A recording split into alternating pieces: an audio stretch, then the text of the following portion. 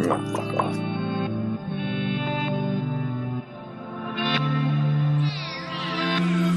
I be feeling like I be tired of life, trying to find the right words to say. Like if I get on the mic and word the pain, maybe it'll help to take some hurt away. And I could blossom through this dirt or lay. I could turn the page, used to burst and sage. Maybe learn to pray so I could earn my way into heaven to protest at the pearly gates. Cause I don't feel I'm worthy, wait. I hear footsteps start to turn my way. I don't got beef, just a 38. I let something fly out this birdie's cage till it's empty. Don't tempt me, but these footsteps stepping gently. They don't want me dead, evidently. Ask who sent you, they ask who sent me. Now, knock, knock, knocking on heaven's door. They're telling me don't be afraid. Knock, knock, knocking on heaven's door.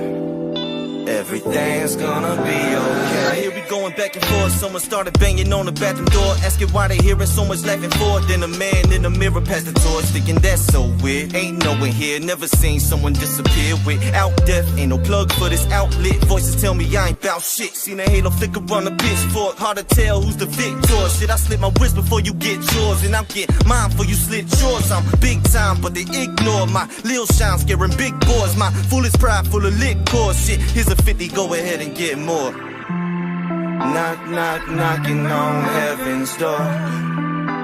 They're telling me don't be afraid. Knock, knock, knocking on heaven's door. Everything's gonna be okay. Watch the devil crash through the youth. Only blunt I pass you is truth. Don't get the rap shit misconstrued. I never dump ashes on you. It's all love when you roll with me. I'm just trying to roll in peace. Doesn't mean I won't shoot. If you're trying to put a hole in me, it just means that I'm kinda not weak. More knocking to the blinds I creep. Peek through the side, trying to be discreet. Soon as I look, eyes on me. Nah, I'm just tripping, maybe I'm just dreaming. Maybe I just took a hit and started tweaking. I just can't believe it, the shit that I'm seeing. It was a kid and the kid was me, damn. Knock, knock, knocking on heaven's door.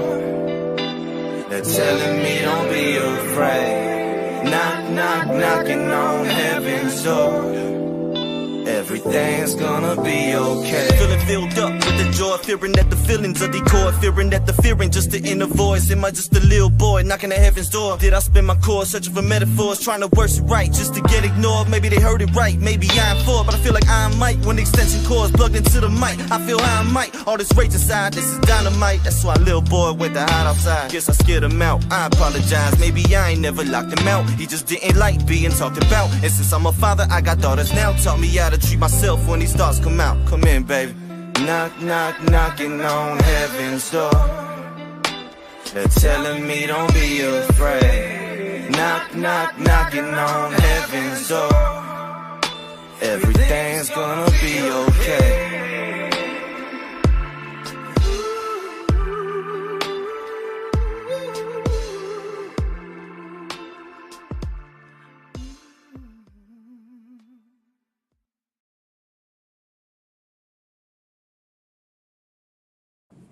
What's going on, everybody? Let me do this little, there we go, little drop down. I was a little too high for the camera, and not high like some of our other people that enjoy or that partake in co-hosting and hosting of shows. But nonetheless, welcome to another Wildcard Wednesday. You guys know me. You should know me by now. I'm here all the fucking time. I'm Glick. We got our boy Michael hanging out with us. Huge shout out to Michael and Marco and Tyler last night. Thank you again for that, dude. Had an absolute blast. Lots of good. They loved it too. They got back to them right away. Lots of good comments from people that were watching, and they loved it. They thought it was a fun little thing that we did, and they thought that we all. Well, they said that I was by far the best, but you guys were pretty good. I don't make this stuff up. I wish I could. I mean, I just tell true stories here. They are the voices in your head. No, those are them. But if you're not already, go ahead and check us out everywhere. Facebook, Instagram, TikTok. We're on X. Unless you're into politics or porn, there's no reason to go to X at the end of the day. But we're there. And we don't do either. So, but shows are live all the time on YouTube, Twitch, and Facebook. And you can listen anytime, any place, wherever you listen to podcasts at. all at the Nonsensical Network, or simply go to bio.link/Nonsensical Network. Actually, speaking of the shows going up, I've gotten a little bit behind, but I'm slowly catching up, and I actually just pushed the button to post 2 Wednesdays ago onto the podcasting platforms.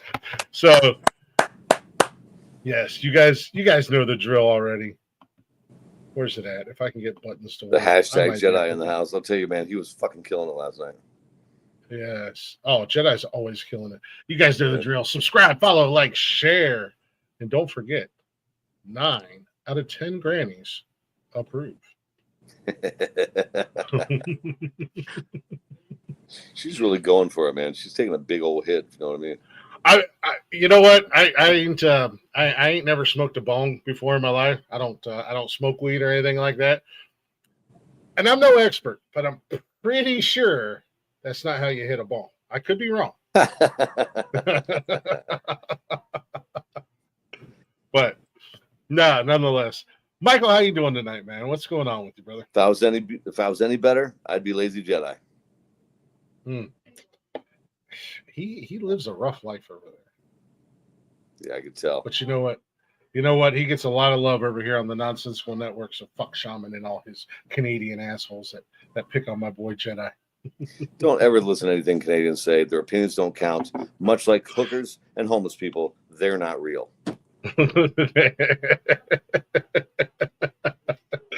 They're not even real. Oh my god, dude! So that was your day, man. I gotta get this. Day was okay outside of the fact that I spent an hour wandering around a junkyard looking like a giant lost Sasquatch, but at work today. But I'm gonna let you handle the chatters box. I got you. I'm not gonna push any buttons. But I came home from work, man, and we've been having this little bit of an issue with my AC. And it's leaking while the drain's plugged. And I knew the drain was plugged. I knew that last summer, and it was supposed to have been fixed. So I've called maintenance 3 times in the last week about it because it's dripping down into my laundry room and just soaking everything. So today I come home and I'm like, I'm hot. I'm aggravated. I just want to take a shower. Fucking walk in there to get clothes out of the dryer. Fucking water everywhere. So I call the office, get the emergency number.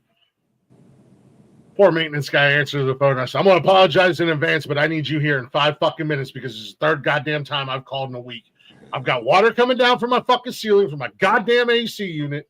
And if somebody don't get here and fix it now, there's going to be a lot of problems. And he was like, I'll be there in 5 minutes. Don't worry, bro. I got you. Both of our maintenance guys live on site.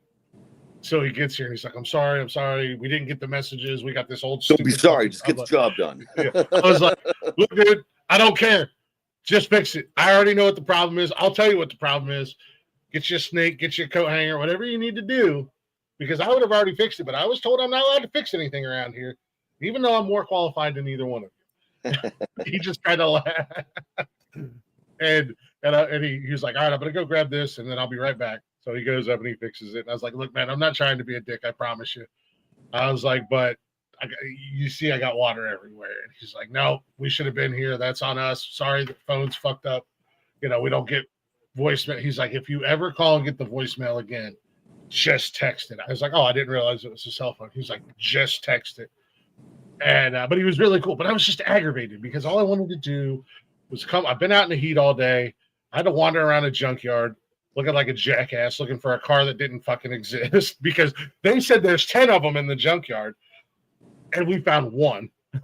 So, and I was just like, all I want to do is take a cool shower. That's all I want to do. I want to get the sweat off my balls and out of my ass crack. That's all I want. It's not the heat for me. It's the humidity, man. The humidity here is just out through the roof. It's obnoxious. I walk out the door, it hits me, and I go, fuck! I hate it. Instant pissed off. It's like when the dog rips the silent one and then it hits you. What the fuck is wrong with you? I wish I still had a dog to blame when I did that.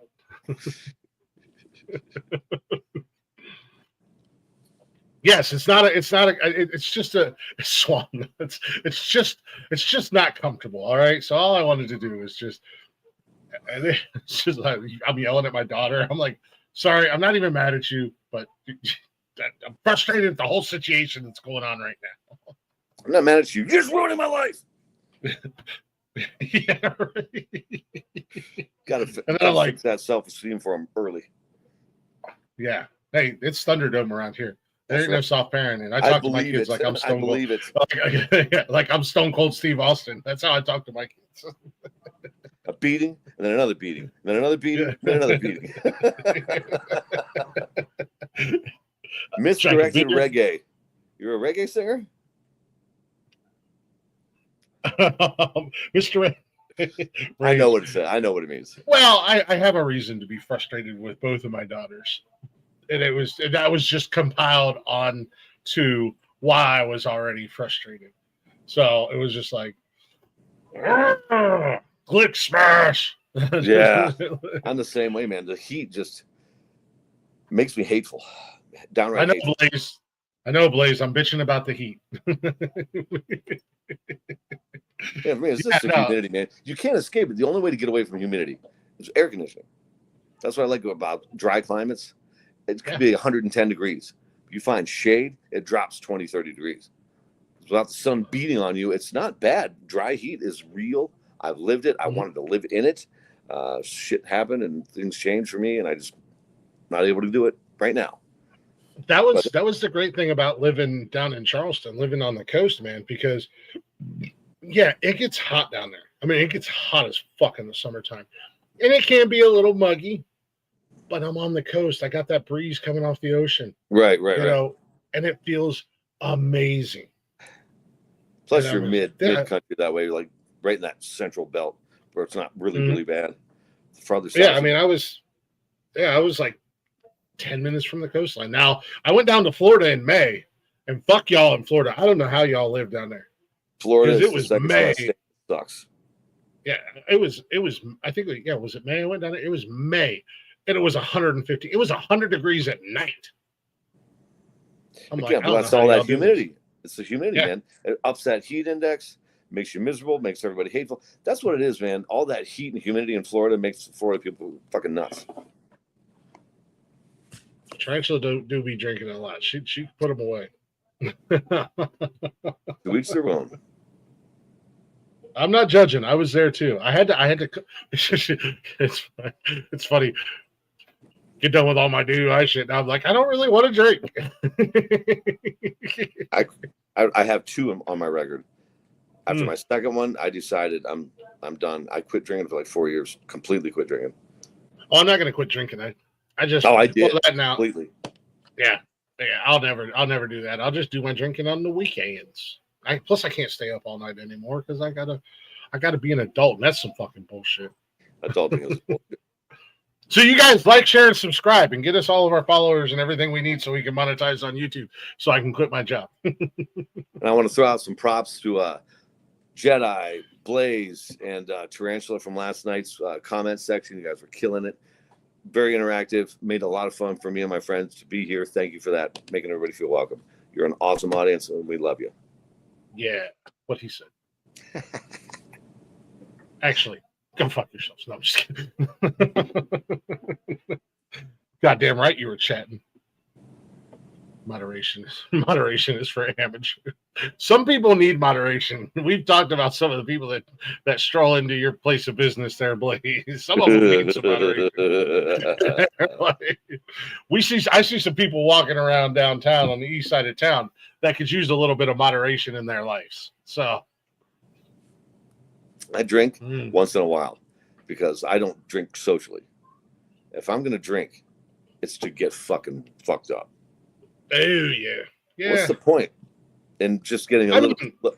Go ahead. Yeah, I mean, generally when I drink, I do get pretty wrecked. I mean, to be 100% honest with you. But there's also, like last Friday night, it was nice. And I was like, I'm going to sit on the patio and have a couple beers. Listen to some tunes. Nobody was home. So I cranked up the sound bar and sat on the patio and cranked one out. A few beers. Yeah, rubbed one out. Maybe 2 or 3 out. I don't know. Don't judge me. It's my life. Got to clean the pipes. Otherwise, you go crazy. Man. right? Maybe that's why I got all this anger and frustration. And I didn't say anything about you, Britt, because I was talking about the ones that were killing it in the comments. You're adversarial with me. I'll be adversarial back, you little shit. She's not even here, and she still gets abused. Yeah, she is. Love her. Look. Boom, bam. No, I mean she's not on the panel. No, I see her. What's up, Britt? You don't have to be on the panel to catch some shit from Uncle Daddy.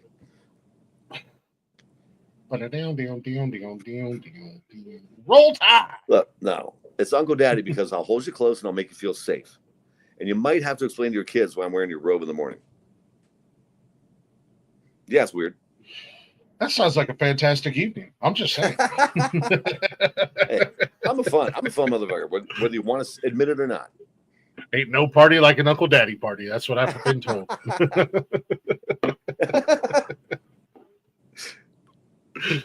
True dude came through the other night and I was yeah, right.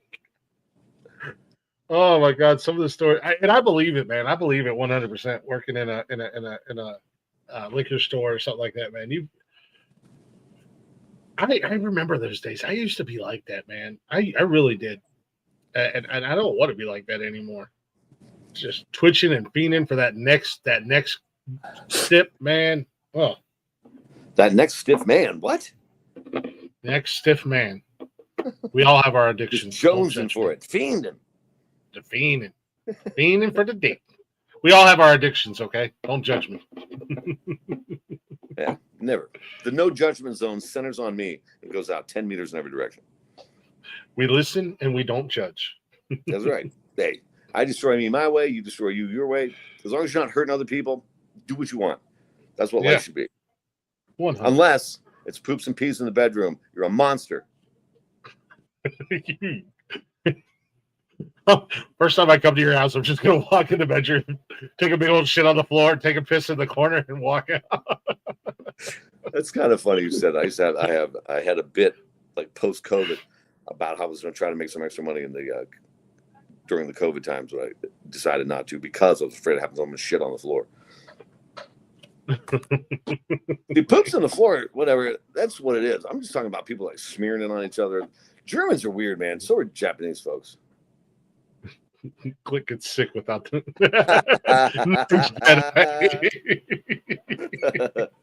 Jedi, you got to write these down, bro. You got to write these down so that we have them for when whenever I get back around to making clips.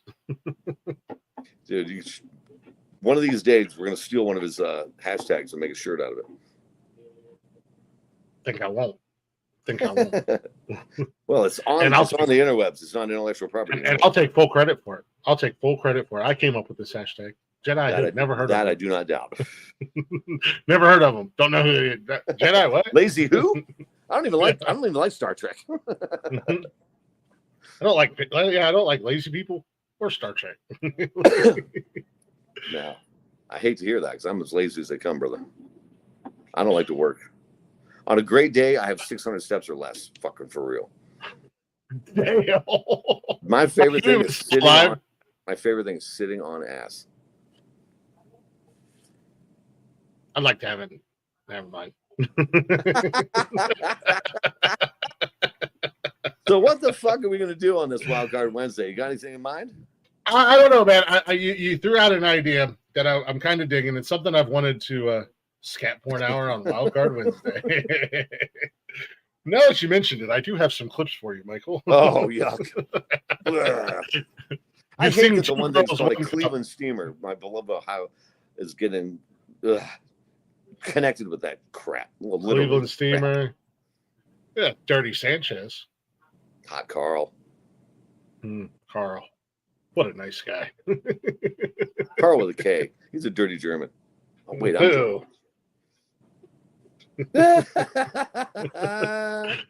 So I got to, this is something that I've wanted to kind of dabble around with. And this is going to open the door for you. We don't dabble. You peoples in the chatters careful box. About. You people in the chatters box. You chatters with a hard R. Ooh. scandalous scandal. I'm honestly a little worried about what may happen. Without somebody else to temper the two of us, it could get nuts. We foster each other's worst, aspects. We encourage a lot of shenanigans with each other. Sitting on ass the next stiff man. Where's this episode going? Just buckle up. Just enjoy the ride. Because I have a feeling that this is... So, Michael had kind of ran this by me. This is something that I've wanted to do for a while. And for those of you in the chat and anybody watching, if you feel like you want to chat, feel free to ask us anything you want to ask us. If you need advice for something, if you want to take advice from us, that's on you at the end of the day. But if you want to ask us anything, feel free to ask us, and we'll choose if we want to answer it or not. A little Q&A with Michael and myself. I'll treat this like any other interview I've done. No questions off the table. I'll answer anything. I'm an open book. I have nothing to hide.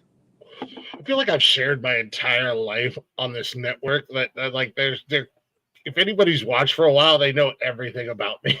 I'm just like, once they find out enough, they probably leave. Run away. I don't know. Maybe they stick around. What is that? Sadomasochism or sadomasochist? Like people who like to. Please help me out here. You're good with the big words. Sadists enjoy dealing out pain. Masochists enjoy getting pain. Yeah, sadomasochism. That's what maybe they are. Maybe they get pain from listening to and watching me. I don't know.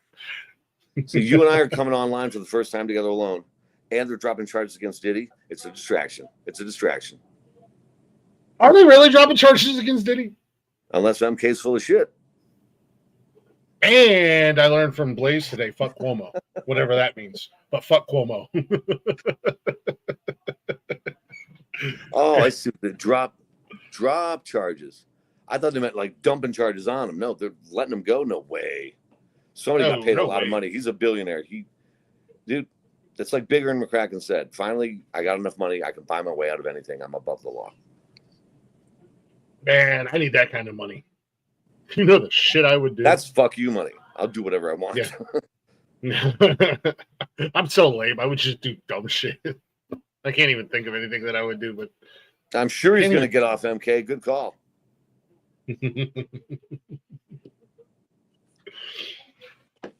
No. Go ahead. You got anything you want to know while we're waiting for some juice from the chatterbox? Not really, man. I don't know. I didn't really think about any questiones to ask you. Oh, let me ask you this. Pertaining to last night, would you really have fought those two old people that were being obnoxious? Because that'd have been great to see a video of. Would I have thrown the first punch? Absolutely not. But as soon as one of them would have cripple hopped their ass up to that stage, the mic stand is heavy as shit. I will bash your old ass head in. Fuck you. I just I have there's a special place in hell alongside Michael Jackson probably that has hecklers in it. Hecklers are the worst human beings ever. You're not only ruining like what's happening on stage, but you're ruining the experience for everybody in the room. Mm-hmm. But the difference on that one was it was an unpaid show. Like nobody had to pay to get in. It was a benefit. And when you don't have to pay anything, it's like a psychological thing in your mind that they're not worth watching, not worth listening to. Otherwise, they'd have to pay to see them. What they don't realize is I do a ton of charity work, not pat myself on the back. I never accept money for it, period. And if they insist I take money, I take their money, walk right to the donation box and chuck it in there. I donate my time because I want to donate my time. Whatever that thing is, they deserve that money. I make my money elsewhere. I like to do charity work simply because I don't work. I fuck around. I have an excellent time and I get paid for it. I don't work. Money means nothing to me because I don't earn it. It just comes to me by having a good time. I mean, that's a blessing in and of itself. I'm just trying to pay it forward. I've been to a lot of comedy shows. You're probably not wrong with that, Trench. At the end of the day, I'm a big dumb animal, ladies and gentlemen, and this is just what I do. I've been to a lot of comedy shows and whatnot, and there is a time and place. Sometimes a comedian does ask for and or want audience participation. But Yeah. outside of that, shut the fuck up. No, you're not your stupid ass joke that you've been waiting since you bought tickets to say out loud to the funny man on stage is not that funny. Nobody wants to hear. Some people want that, like they want to try to engage, to try to get ripped on. Some people enjoy that kind of thing. Well, a good host makes it clear up front, unless otherwise stated by whoever's on stage, your job is to do one thing and one thing only: laugh, clap, or boo. And that's it. No one paid money to come here and see any of you or hear any of you. And if you make an ass of yourself, you will be asked to leave. I mean, I boo the entire time. Well, honestly, I'd rather, if somebody doesn't like something I'm saying, and it happens once in a blue moon, one's a miss. And when it happens, silence is the absolute worst for me. Dude, I think it's the worst for anybody that tries to do anything that's funny, whether it's stand-up comedy or doing like this stuff. If you drop something and it doesn't hit and everybody goes silence, it's just like, yeah, I'll see myself out. No, it's not like that. Like I've learned, not everything hit. Oh, we're not doing a comedy talk tonight. We'll talk about this shit on another show when we do when we do the next Glick's House of Comedy. I don't want to waste all my stories on your ass. I don't know if you know this or not, but I'm the host of Glick's House as well. We're just gonna Glick's House. Is that what it's gonna be called from here on out? Then we'll just Glick's House. Yeah. Then we'll just throw whatever we need to throw in there. I could talk comedy all day, and if I get on a roll, that'll be just a comedy talk. That's what I love. Don't be shy, Chattersbox. If there's anything you ever wanted to know about myself and or Michael, feel free to ask. Or anyone else on the network, and I'll make up lies. Yeah. You can 100% ask us questions about Blaze, Britt, Wally, Rick. Yeah. I'm a great storyteller. So you want to take this one first? What is one conspiracy theory you both believe is true? Like we both have to agree on it, or just one in general that I may believe in? That's what it sounds like. Both of you believe is true is what it reads like. But I highly doubt there's anything that both of us believe in. And even if there was, we wouldn't admit to it. I mean, aliens are real. I guess is that still a conspiracy theory? I don't know, man. I don't follow a lot of conspiracies. I've always kind of bought into the alien stuff. I think it's kind of cool. If they're real, it seems unlikely there's no aliens. And at the end of the day, I don't blame them for just doing quick stops and quick flybys on Earth because, I mean, I don't even want to be here at the end of the day. I wanted to get off this ride for a long time, but my theory on alien visitation, I got a theory on alien visitation. I think it's like alien fraternity boys coming here. It's like a hazing situation. You got to go to Earth.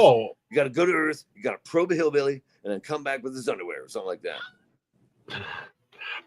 You know what, MK, as an NFL fan, I will say that I do believe that conspiracy theory that it's rigged, and it looks more and more that way every year.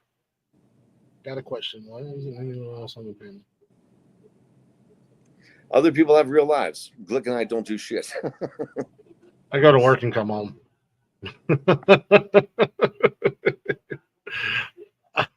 Maybe I do. None of your business. Is that a question, or are you stating an allegation?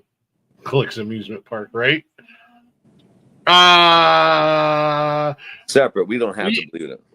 Both of us. Yeah, no, I think as far as I go, I'm 100% behind that NFL thing, and every year it gets more and more apparent that I really do believe that the NFL is actually scripted and 100% rigged. And I could be 100% wrong in that, but come on, people. But I don't. Any given Sunday, they say any given Sunday. Yeah, but I don't follow a lot of like conspiracies. I don't even know what conspiracies are out there. I prefer NCAA versus NFL. College football, NFL football, I'll take it all. See, I'll watch it, but I prefer NCAA just because those kids are still like not necessarily in love with the game, maybe, but once they get to that pro level and get that money, they don't play like they used to. And man, I'll tell you what really, really, really pisses me off about NFL football. No form tackling anymore. They're just throwing a shoulder into them and knocking them down. I hate that shit. It's so easy to break those, so we bounce off those. And how they slowed the game down a little bit. It's like, dude, the hit of the week 10 years ago. Yeah. You're out of the league forever hit today.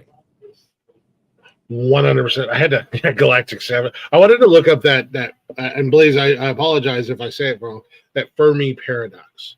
I had to look that up real quick because I don't know what the fuck that is. Oh, I could have told you. Yeah. Fermi paradox, that's why it's a paradox. It just doesn't mathematically make sense.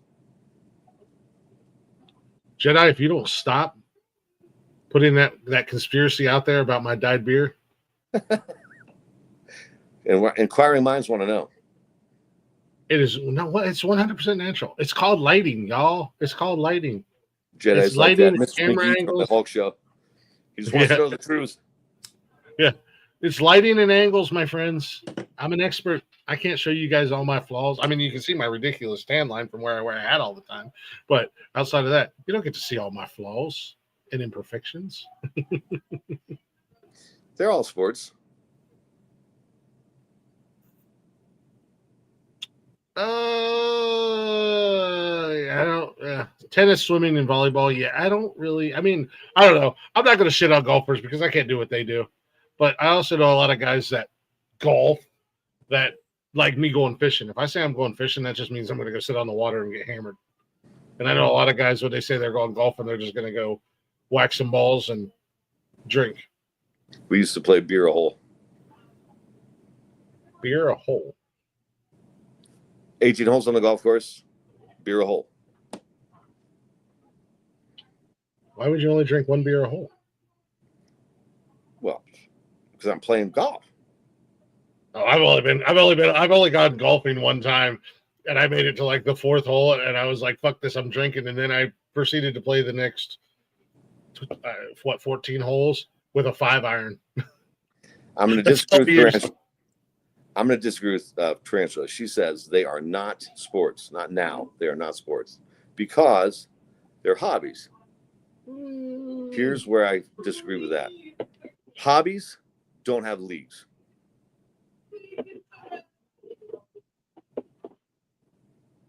Yeah, but I wouldn't call bowling or pool a sport. What? Which one? Bowling and or pool. Or darts. I mean, I can do all three of those. Darts really well. Bowling decently. Pool, ass. But what's the difference between a sport and a game? I don't know. That's a good question. I'm asking you, what's in your definition? I don't know. I don't have a definition. A game is just something I do for fun. Something I do to relax and unwind and maybe hang out with a couple buddies. A sport is something that I'm dedicating my life. You know what? I just contradicted my entire self with the pool and darts and bowling thing. Either way, it's fucking lame. Oh, you know, that you're a professional dart player. I can play darts, and I'm really good at darts. But it's like this. If you can do something you enjoy that is a game and get paid for it, that's not lame at all. Lame to you, but it's not lame. I played in the National Amateur Team Championships twice in billiards. I can't do. Man, I don't know what it is about pool, but I cannot. I mean, I love to play. Don't get me wrong, but I don't want to play with somebody who's super serious about it. Let's just play a game of slops, whatever. I don't care. But I can't. Man. I went to a pool tournament. Well, the night I got my DUI, I went to a pool tournament. I'm like, y'all really getting excited for this? Like, I don't know what's going on. I can't keep track of who is where and who's what.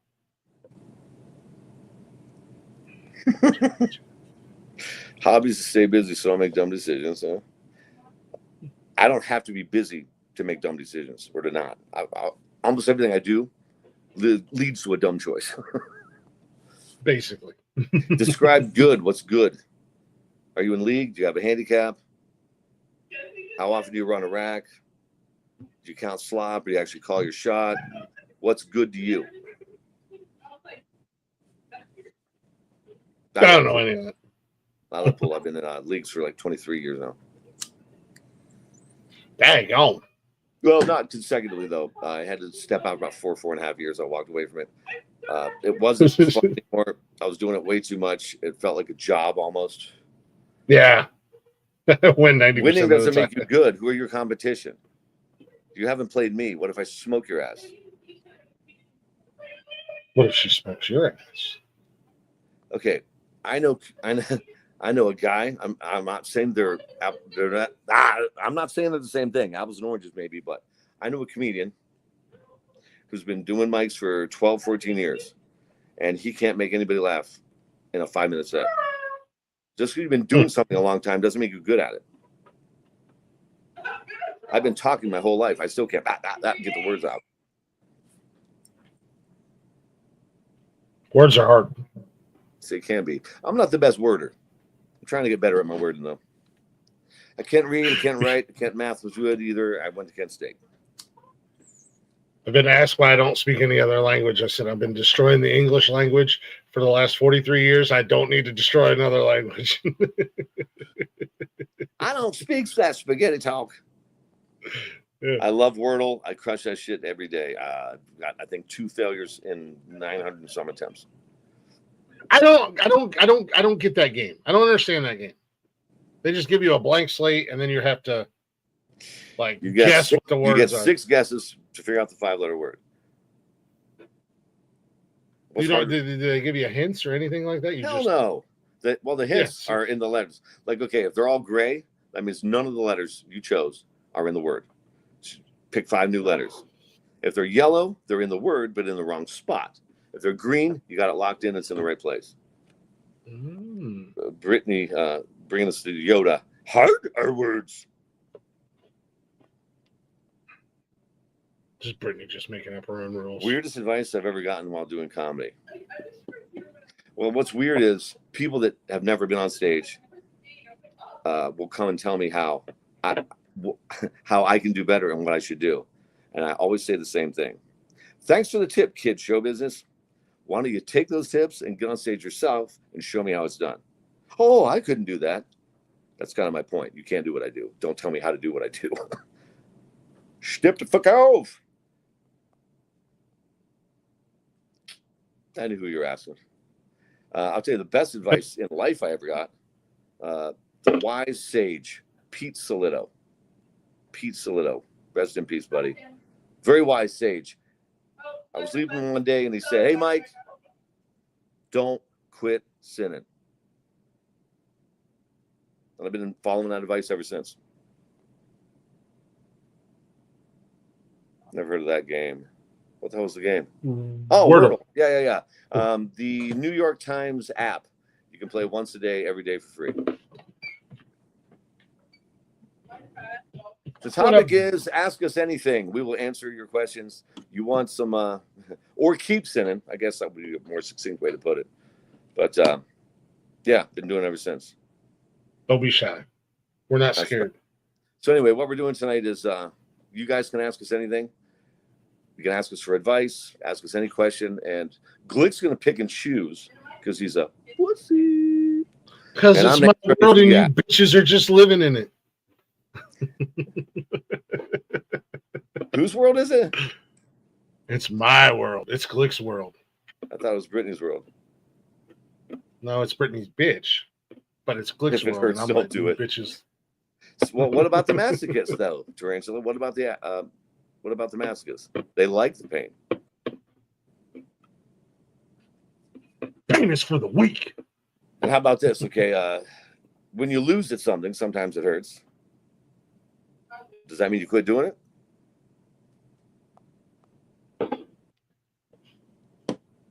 Sinning is easy. Sinning is easy. If you don't believe in religion or anything like that, then are you sinning? Look, I think I don't want to go there. Never mind. I know the rules of the network, Glick. I'm not going there. I always say the same thing, BT. Pain is an excellent teacher. Like you can only say no so many times. You got a kid, you got to let him learn for himself sometimes. My son, hard-headed as hell, just like his dumb dad. I was a firm believer in when my kids were growing up. You're gonna only do it once. You stick that fucking fork in that outlet, I promise you're only gonna do it once. So feel free. When I was 9 years old, in my kid brain, I had an active imagination because I didn't have many friends. I was an asshole. Go figure. And I was playing Spy Guy at home. Plus, my parents worked a ton. I was almost always by myself, or unsupervised, I should say that. I stuck a knife into a light socket. I took not a light socket, I'm sorry. I took the cap off the sockets where you plug shit into, and I ran the knife in there. I was just pretend it was like a computer panel or some shit. Ran the thing in there, it blew up, melted the knife. Oh, shit. I don't remember a thing other than I did it, and what the fuck just happened? Put it all away. I hid that knife deep in the garage, hoping my old man would never miss it. I found it like 35 years later. Oh, shit. And yeah, I couldn't believe I found it. For some folks, yes. Not for me. Not for me. But I've got. You want to jump off the back of the couch? Probably gonna get hurt, but it's gonna be a valuable life lesson. Well, football sometimes hurts. You hit hard or get hit hard, but you get up. That's the thing. It's not about what's this saying. It's not about how many times you get knocked down. It's how many times you get back up. As I was just thinking, Rocky Balboa. Rocky. See, gotcha, please. Hook, line, and sinker. First off, I have a hard and fast life rule about rules. They never apply to me. They're only loose guidelines and suggestions. Safe word. Pineapple. I'm a chronic misbehavior. I like to do bad things. It's fun. But the trick is, I'm never nervous or worried about it because in my mind, I've double psyched myself to believe nothing I ever do is wrong. Therefore, I'm not doing anything wrong. What do I have to be nervous about? That's why I won't drink and drive. I will tell you that much. I don't drink and drive, and I won't drink and drive. If I'm going to be drinking, I've got a driver. I've got two. There will not be a third. The second one really, really woke me up. I have never been one to drink and drive. That's why I was so upset and aggravated with the fact that I'll die on that hill. I don't give a fuck. Not my fault. But I had to eat the consequences of somebody else's actions. Before we move on, I'm going to ask you one simple question. Did someone force you to drive? No, I was fucked either way. Then it was your fault. No, I was fucked either way. Because even if I'd have been sitting in my car, I still would have gotten it. I was fucked either way. And I was literally going 2 blocks. And like I said, I wasn't drinking that much that night. I was barely fucking over. Still over nonetheless. I shouldn't have drove, but either way, I was fucked. And that's what the cop told me. He's like, even if you'd have stayed put, you were still getting popped. So it was, like I said, out of my control. Not my fault. Not my problem. I mean, it was my problem. But fucked 4 waves on Wednesday. Yeah. 100%, man. Yeah.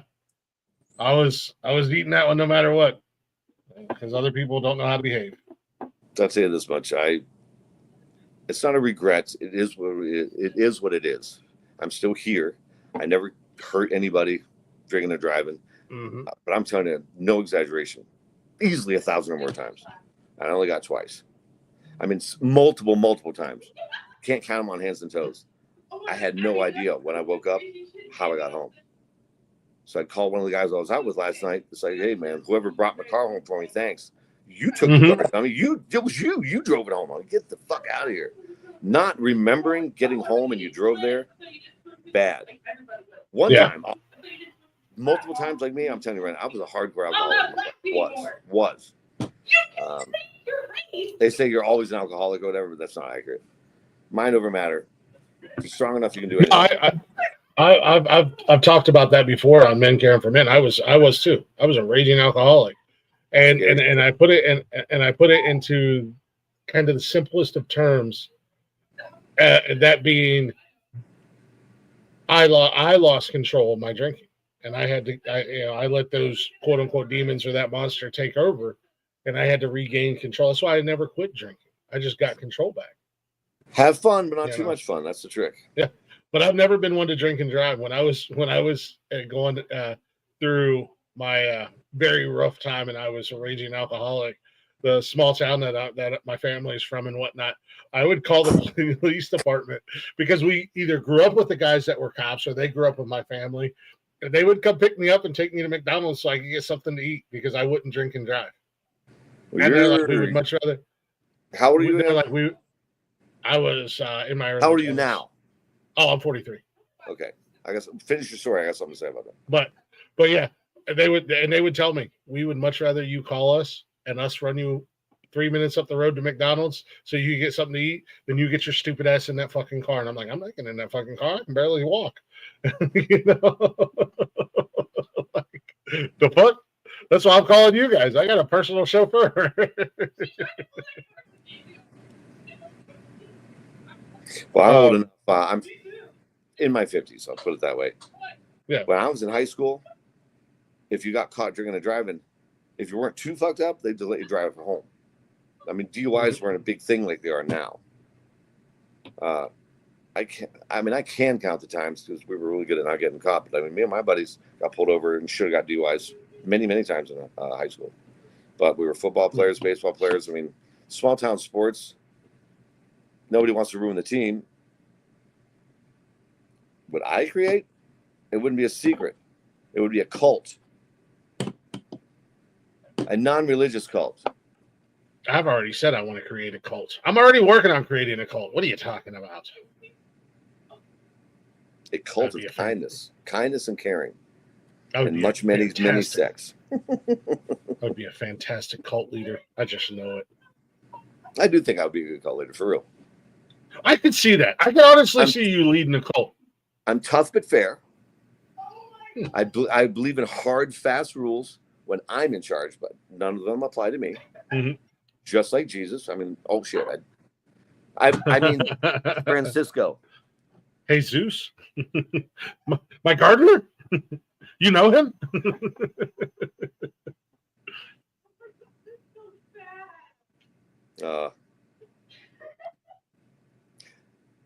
I don't like this world, personally. I like the people in it. I don't like the world. Wait, what? Who, me?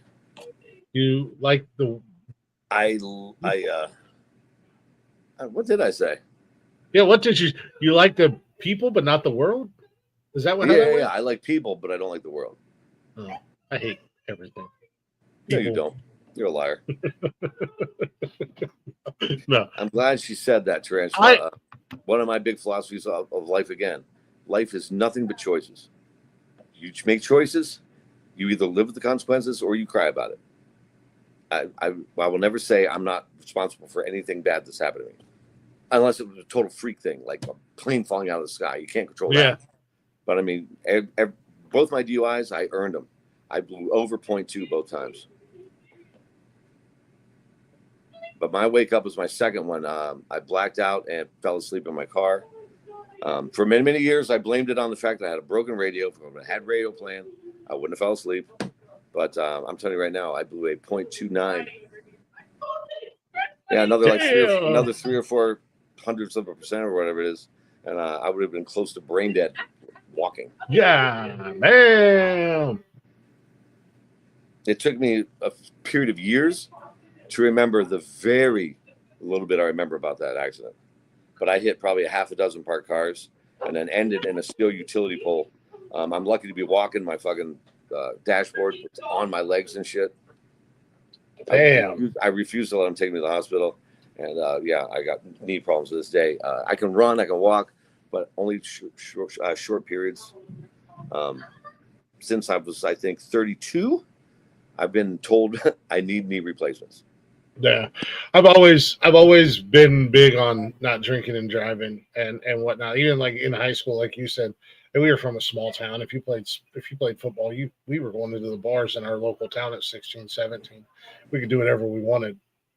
But like we would have bonfires out like at the house, and that was number one rule. If you're drinking, give me the keys. They're getting locked in the house. You can leave tomorrow. We got plenty of property out here. We grew up in the middle of nowhere. We got plenty of property. Pitch a tent, crawl in your car. You're not leaving until the next day if you're drinking. That's smart. Bottom That's line. responsible. My dad's rule was nobody stays. I hate all you fuckers. Don't even come there. Parents might not have been home sometimes, or if we were at a buddy's house, wherever we may have been, that was the number one rule. Like, we're not, if you're drinking, you're not leaving. So get comfy, motherfuckers. And there's quite a few of us that are plenty big enough to stop any one of you assholes from getting your keys, because we all believed in that rule. We didn't, we did lose a couple friends in high school because of drinking and driving, and we didn't want to lose any more. Yeah, that makes sense. And that's a beautiful sentiment. See, me and my people are always, you tend to have friends that are kind of like you, generally. I'm too dumb to be afraid of anything. Especially in my youth. I was invincible. Nothing could happen to me. I've broken just a handful of bones, and they're all knuckles. All knuckles and one toe. All knuckles, one toe. Never broke another bone in my life. I should have died several times just out of sheer stupidity. Too dumb to be afraid. I have two quality traits, whatever, that don't go well together. Too stupid to be afraid, and a high tolerance for pain. I wish I could say I only broke a handful of bones. I have a very high threshold for pain. Of course you do. Now I do. Now you do. Why are you so jealous of me, man? My threshold for pain is higher than yours. Yeah, I can tell. Why are you such a one-upper? You must have a tiny little dick. I do have a tiny little dick. Thanks for noticing. I don't know. You're the one that had my meat in your mouth, and you said it was amazing.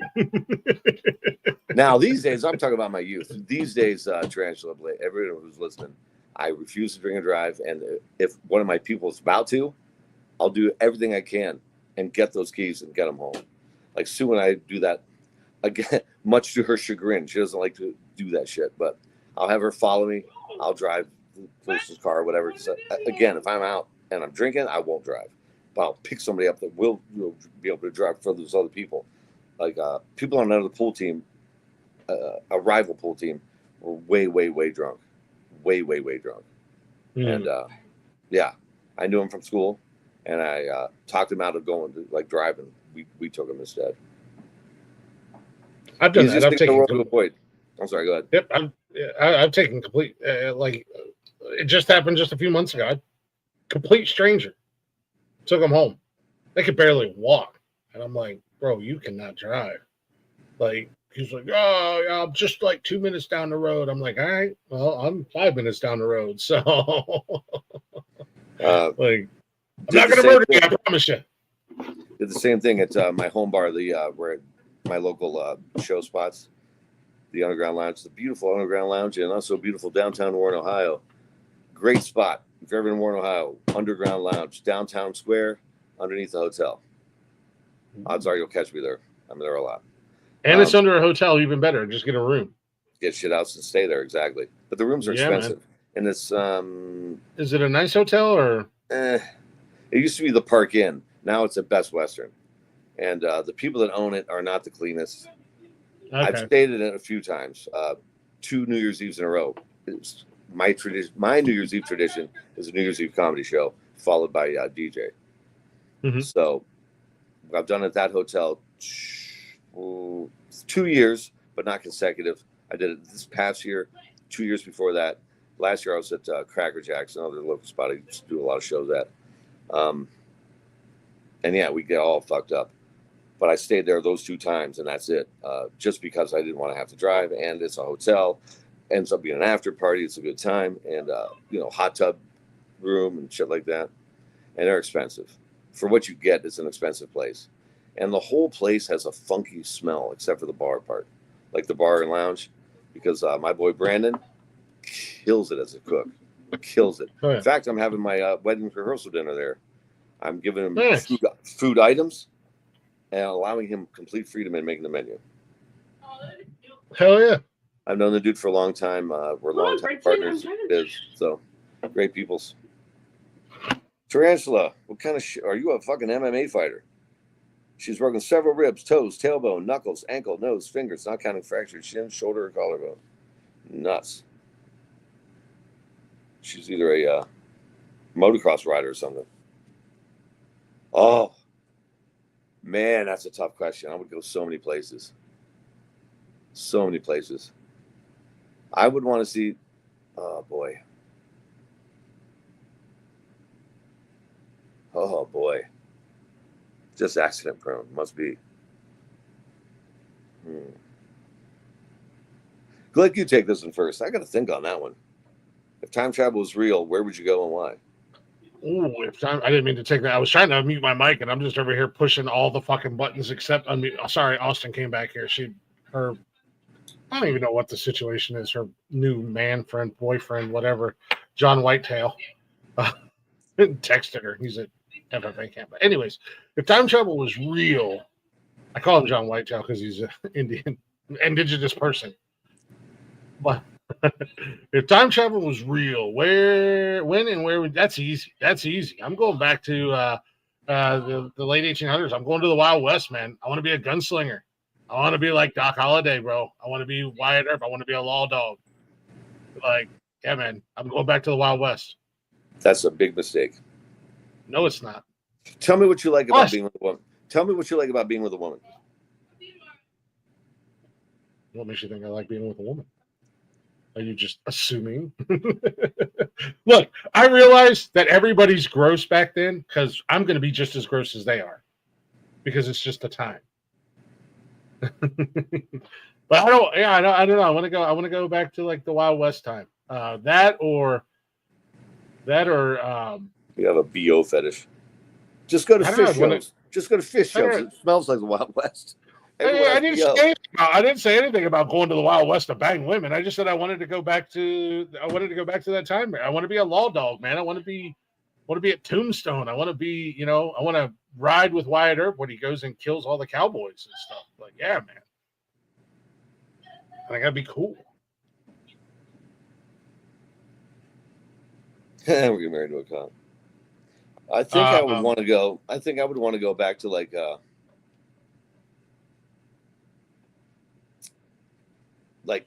about 12 to 15,000 years. The dawn of civilization ish. Watch it all happen. Watch it all happen. See the way it works. Cool. Manipulate the situation. Become God. I would want to go back and see if Jeebus was There's real. my cult. I think there's a chance Jesus was real. What's not real are the stories about it. We don't do that. Perform your magic tricks for me, Savior.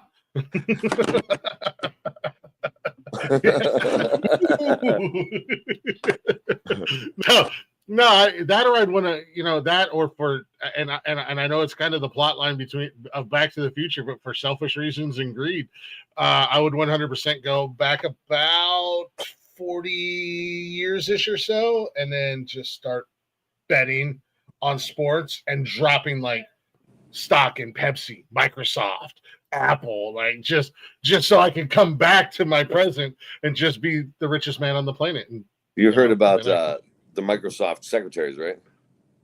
What's that? So Microsoft was started in Bill Gates' garage, according to legend. It was him, a few dudes, and a couple of secretary ladies. They couldn't pay them enough, so they gave them stock options and shit. Is that real?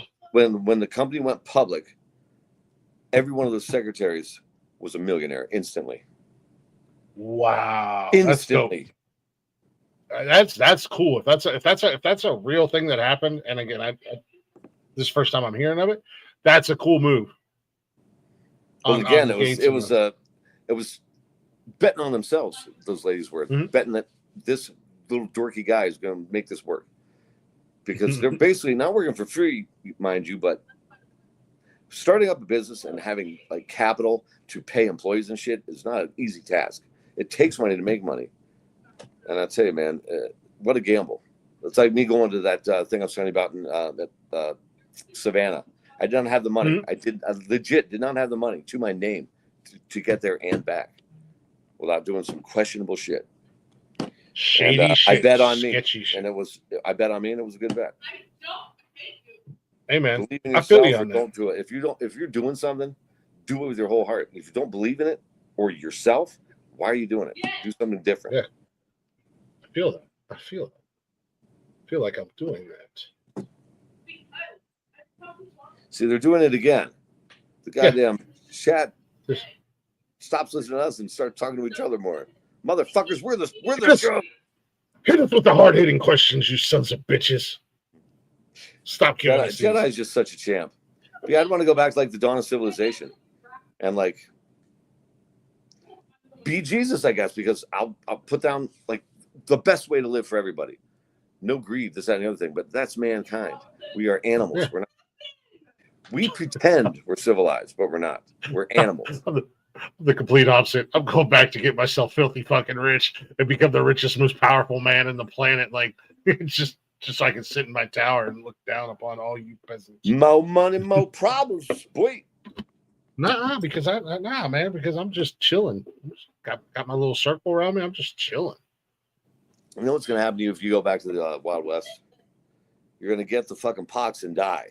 What is that? You're not immunized any of that old shit. I'm not going to last in the old times either. I'm going to get fucking. I mean, well, we're going back in time, so we're going to have the immune system and everything that we have today. So I'll be fine. Not only that, but dude, you guys think I'm big now? That I'm would going to be be cool. a monster. I'm going to be a monster in the Wild West. Yeah. Well, because depends on your speed and if you have eyes in the back of your head. I'm pretty quick, but I don't have eyes in the back of my head. Well, the thing is, a lot of those shootouts and shit weren't the fancy ones you see on TV. You know why almost all bars have a giant mirror behind the bar? That's so you can see behind you. Yeah. Because of all that backbiting, back shooting. Yeah. Well, Wild Bill, the dead man's hand. He got shot in the back. Guy shot him in the back of the head. It wouldn't be a religion. It would just be the way. This is the way. Life's a garden. Dig it. Life's a butthole. Fuck it. Ooh, hey. Hey-o. Hey, easy now. Buy me dinner first. Medieval times would be pretty cool. See, to me, I don't know. Modern combat, as interesting as it is, it's mass destruction. It's mass death. A whole lot of like collateral damage and shit like that. Real war, real battle, that's man-to-man shit. That's people on a field using fucking hand-to-hand weapons. That's fighting. That's war. You know how badass it would be? You could like fuck history completely up. If you went back to like the medieval times or back when like Genghis Khan was taking over the entire planet. They're no world. With our modern weapons. Like you just show up there with a fucking M16 or something. Just annihilate. Bye-bye. I have actually fantasized about that quite often. Or you go back and you say, hey, Leonidas, we got some toys for you to help you with that dick bag. And watch out for that Mongoloid up on the mountain because he's going to snitch on you. So you should go ahead and kick him in the pit. That treacherous son of a bitch. I'm just going to go back. You know what? Don't give me a time machine because I'm just going to fuck with history. Would it be fucking history up or would it be correcting it? I don't know. I would say correct. I'm just gonna go fuck with things. Behaviors are learned, right? Like let's just take racism for example. Yeah, you're not born racist. No, you're taught that shit. So, on a global scale, you teach nonviolence early on in man's history. Mm-hmm. And when that's the status quo, when that's the norm, when that's the societal expectation, war's not a thing. I want war and chaos. I sure don't. That's why I don't. That's why I don't like the world.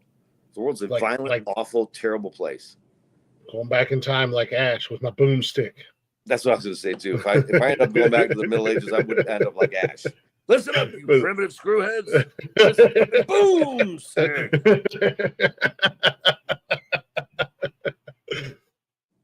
Yeah. Some people like to watch the world burn, Michael. I like to watch it burn. I used to. I've changed a lot from my youth. I was a very terrible. Yes, Army of Darkness, very good. Very terrible person. But that's not me anymore. Because I found the Lord in Jesus Christ. I went to jail. It's like people would say, I'm trying to find God or whatever. Just go to jail. That's where everybody else finds him.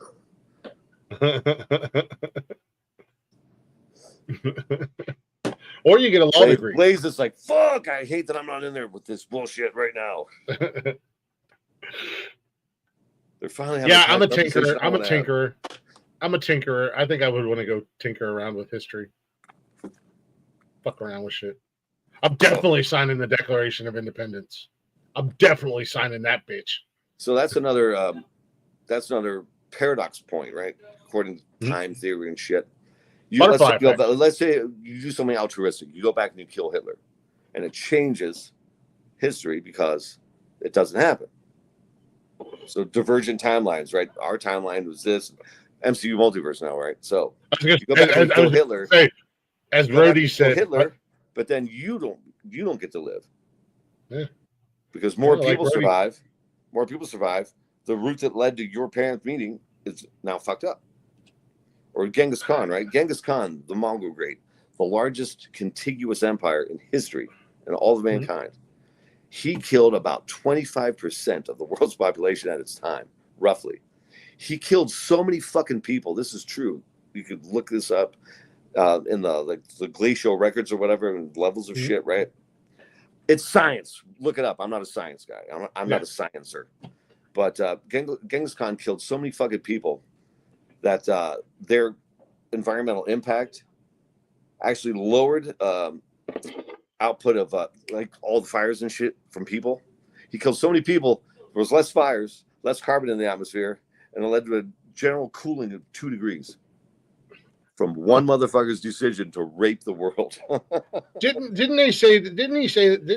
there some kind of, and again, I've heard this somewhere and I don't know where I heard it. Didn't they say that like a large number of the world's population has DNA traits? DNA to Mongol. Of Genghis Khan. Yeah. Because of how many forced encounters they had. Something non-physical that you find attractive. It's the mind and personality. Physical attraction is nice, but I mean, I can't be with somebody that's not a good person. Sue is the best. I'm going to have the best wife ever. She, however, not so much having the best husband. Not so lucky. I'm content in the conversation. Well, fine, Blaze. Be content. Content's not good enough. Be fucking amazing. You deserve it. Sue definitely punched down. There he goes. Oh, absolutely. They say in every relationship. They say in every relationship, somebody steps down, somebody steps up. Call me the Jeffersons, baby, because I'm moving on up. What did Blaze ask about? Something non-physical. Yeah, man. Personality all day, man. Like a good personality is fucking sexy as hell. I just said that. And you gotta have a sense of, and you gotta have a sense of humor. Because Lord knows I'm a wild card. And I don't mean to say that because it's Wildcard Wednesday. Because I don't even know 90% of the time what's coming out of my mouth next. It just happens. So you're like a Marco. Your mouth is hardwired directly to the brain. Sometimes, for the most part, yeah. But I'm not autistic like Marco. How do you know? My mom had me tested. Yeah. No, Marco is cool. He was a cool cat, but he truly does. There's nothing between here and there. It's just there's nothing in there. Mouth. Yeah, there's nothing in there. It's all right here. Motherfucker's got heart, and he's a great dude. Treat like anyone else. Hopefully, treat him right. They treat you right back. How it should be. That motherfucker is a friend. If I call you a friend, you're family to me. Not all family's blood. I mean, I instantly clicked with you guys. We mesh so well. As far as I'm concerned, it hasn't been long. You're family, man. We're in the Olive Garden. We're here, your family. I think we're I sound like maybe people. In your family. Family. I am Groot. Okay, but what makes a good personality? That's a loaded question. It's not the same answer for any two people. But he wants to know about you. What is your definition of a good personality? Maybe he wanted to know about you. We're both answer it. Blaze, just give me the answer so I don't screw it up. Glick can't spell autistic, so he denies it. No, man. I think as far as good personality, like I said, personality traits, a sense of humor, somebody that's genuine, somebody that's real. I mean, don't bullshit me. You're gonna get and I think Blaze can attest to this. I think Michael can attest to this. I'm a real dude, and what you see is what you get from me.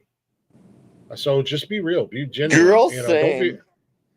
Just don't be afraid to be raw. Just show your true self as far as personality goes. Because I don't have no time for fakeness and all that dumb shit. So yeah, I guess in my opinion, that's what makes a good personality. And I could be wrong. Maybe those aren't personality traits, but if to you're me, wrong, I don't want you to be right. Yeah. Really. I mean, that's nobody's perfect, right? But fess up to your mistakes. Fess up to doing something that it's hard for me to explain this. I make it my point and a goal to never hurt anybody in any way. Not physically, spiritually, not mentally. I don't enjoy hurting people. It's not fun. It makes me hurt. And that's something I had to realize. Most all of my worst years were because I hurt so much and I wanted my misery to have company and be real. Yeah. That would be weird.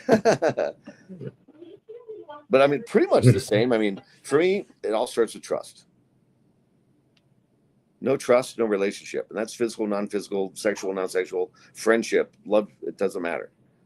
If I know I can't trust you, I'm not going to fuck with you, period. Yeah. I'm 100% on board with you on that one. And that's the other thing. If you fuck up my trust, I'm cutting you off. Yeah, exactly. The moment you lose my trust, I don't care who you are.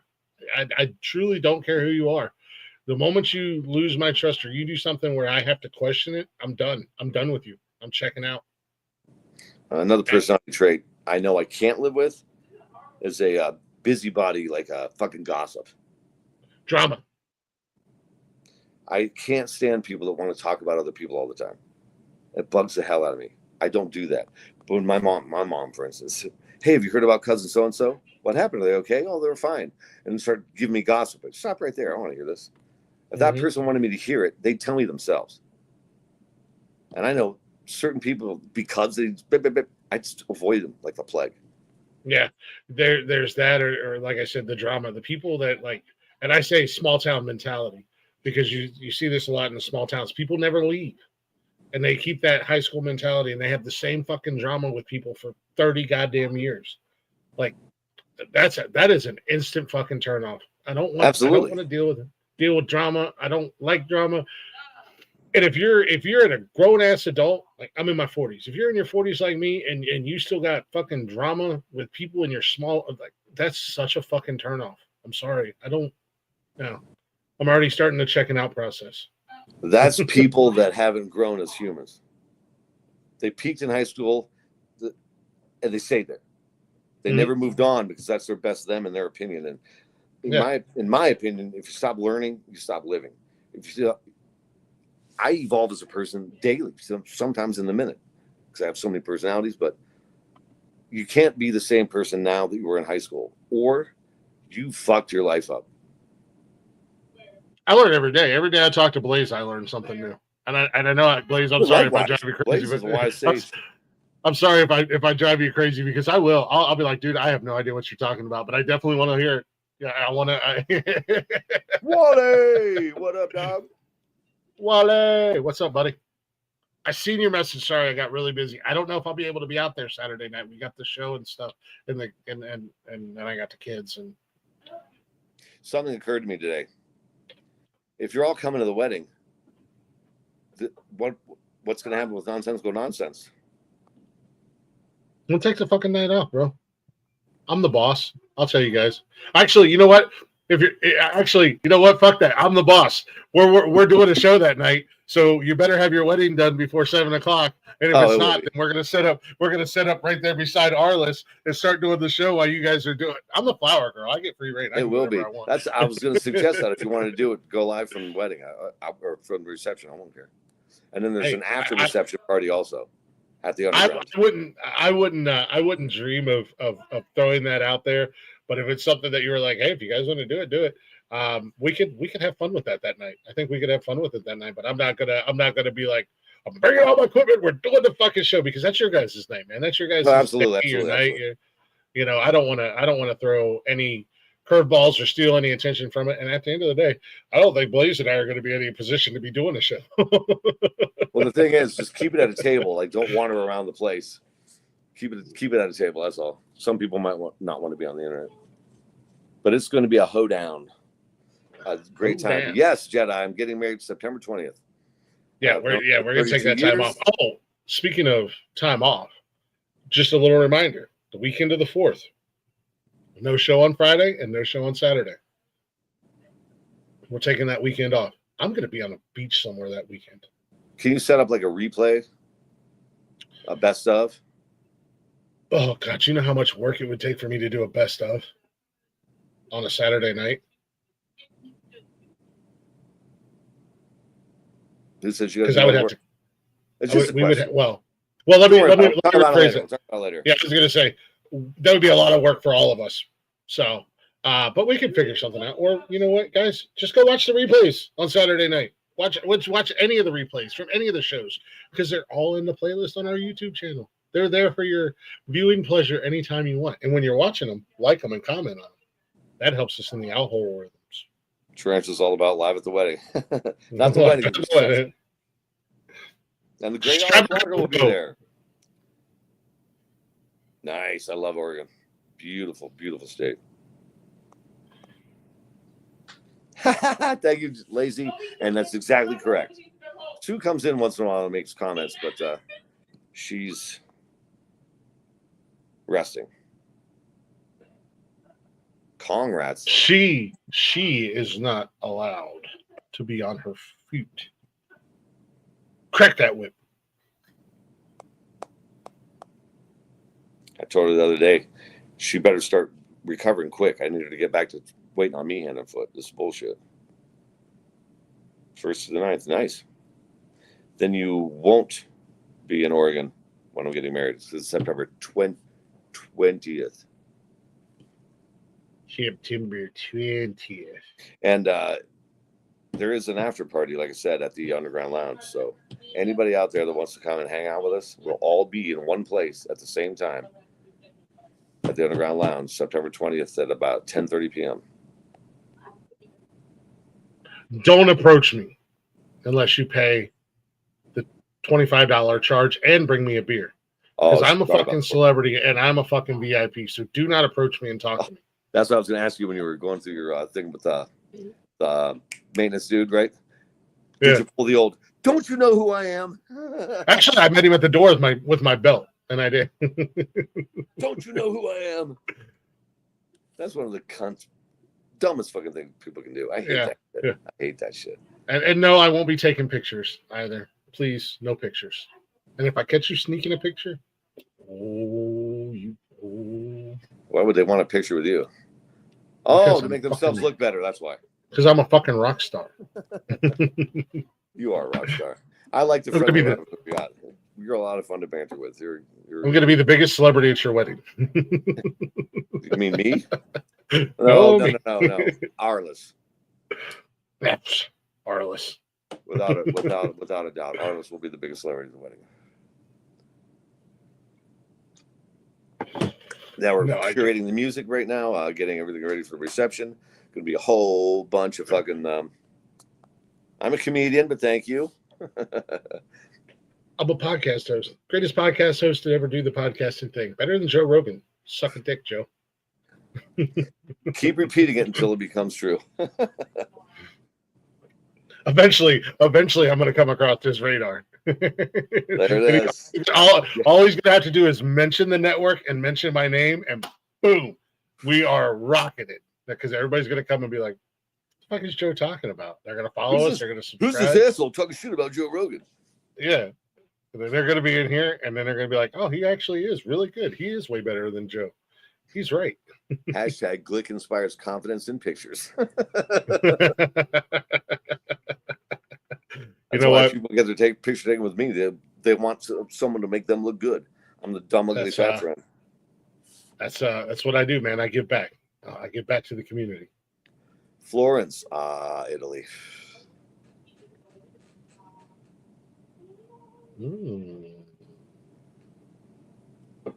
I know Jedi, or I know Blaze. You don't have to correct me. Well, you fuckers quit asking us questions. You're killing us. I got one for you, Blake. What? Give me one of your favorite jokes you've heard. One of your favorites. Like street joke or whatever. Man, I don't do jokes. I noticed. It's just naturally funny. I don't have to try. There's going to be bourbon at the reception, my friend. There is going to be bourbon. And I've got some sober drivers already lined up for us. Network gets preference, and the whole wedding party also. There should be 2, maybe 3 cars for us. No one will have to drive because we're going to have to go to multiple locations. Who? When you're here, your family. I know, Blaze. I said you didn't have to correct me. How? He's the butt of the joke. Damn it. Okay. Remember that. You will be on my network and on my show Saturday night. Yeah, favorite. I don't really like. I mean, there's bits that comedians do that I really enjoy. I love Christopher Titus. I know he's an acquired taste. He turned his trauma into a career. Yeah. I've been a huge fan of him for many years. And I got to meet him, and he was super cool. Yeah. Well, lucky you. Lucky you. Not everybody. Yeah. They say don't meet your idols for a good reason. Yeah. No. Well, so to go back on what you were talking about earlier about, people talking during comedy shows and stuff like that. Hashtag Glick is a power bottom. Jedi. I don't know about a time machine, but I need a portal to Minnesota so I can beat Jedi's ass. No, actually, to go back on what you said about doing shows and people talking and wanting to be a part of the show. When I went and seen, it was him and it was his now girlfriend. I don't know if they're married yet, but she was hilarious. Oh my God. And she opened up for him. And she was making fun of Ohio and people from Ohio. And I didn't think I said it very loud because we were right front row and I didn't want to be that guy. I was just laughing at her joke and I was like, hell yeah. So that became a thing that night. That became, and I was singled out by him. That hell yeah that I did. But after the show, I got to meet Chris. And he was talking about going through a divorce and fighting for custody and everything like that. And, I'm just sitting there laughing and kind of, I agree. And he's like, you know what I'm talking about? And I'm like, I've been there, bro. I'm living it right now. And he's like, hell yeah. So we were talking after the show. Super nice guy, man. Took pictures together. I didn't realize he was so tall. Oh, yeah. But giant.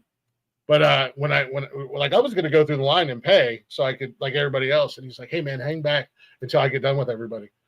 Took pictures with me. He signed my poster, like chit-chatted with me. He was a really cool dude. We talked about, divorce, going through a divorce and custody and stuff like that. Really cool guy.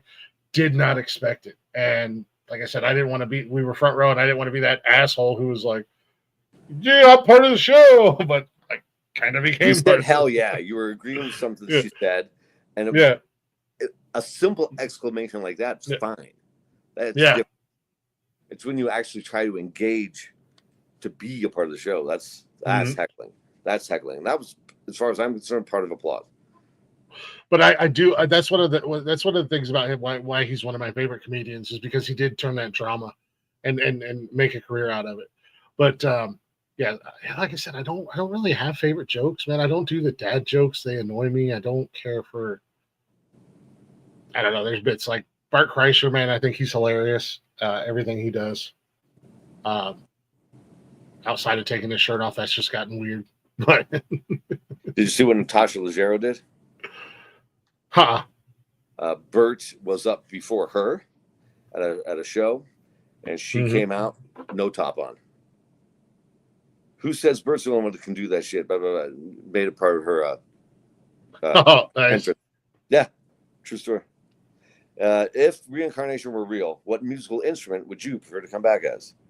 Back ass. Back ass. I'm gonna go with drums because I want to be beat. Beat me. That's a fat lie. Handies are the worst. Something in the horn section so I could be blown.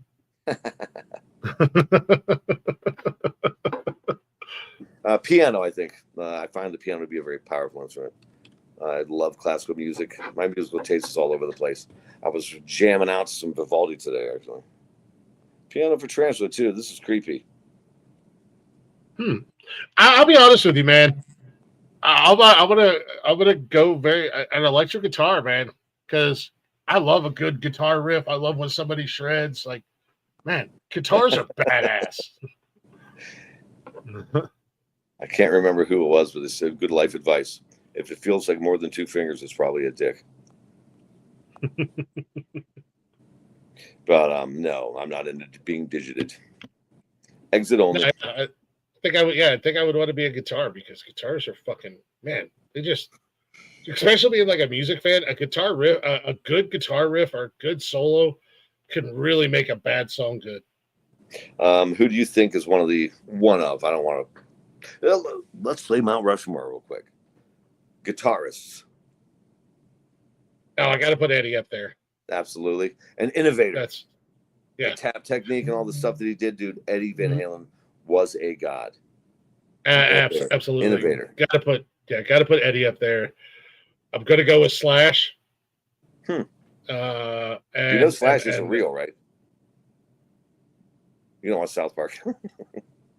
No, I don't. Joe's like, wait a minute, hold on a second. I've been a GNR fan my whole life. I'm pretty sure he's real. I've seen the guy.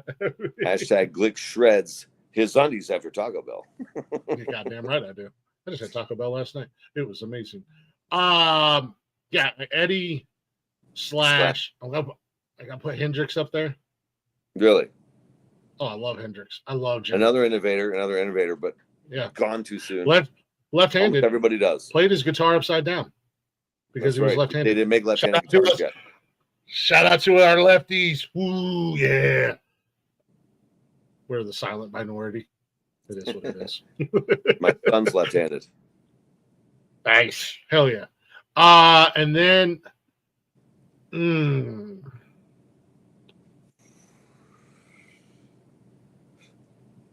I was trying to think of an oddball, but I'd probably, man. Proud boy lefty. Now I'm torn here on the fourth one because I was thinking Stevie Ray. I'm thinking. Speaking of Stevie Ray, everyone that knows music, see, I'm not a music expert. I know what I like. Okay. You have probably an encyclopedic knowledge of music. I don't. No, I'm just a huge fan. People that know music say that Little Wing, a Hendrix original, best version ever, Stevie Ray Vaughan. I agree 100% with that. No disrespect on Jimmy, but I absolutely agree.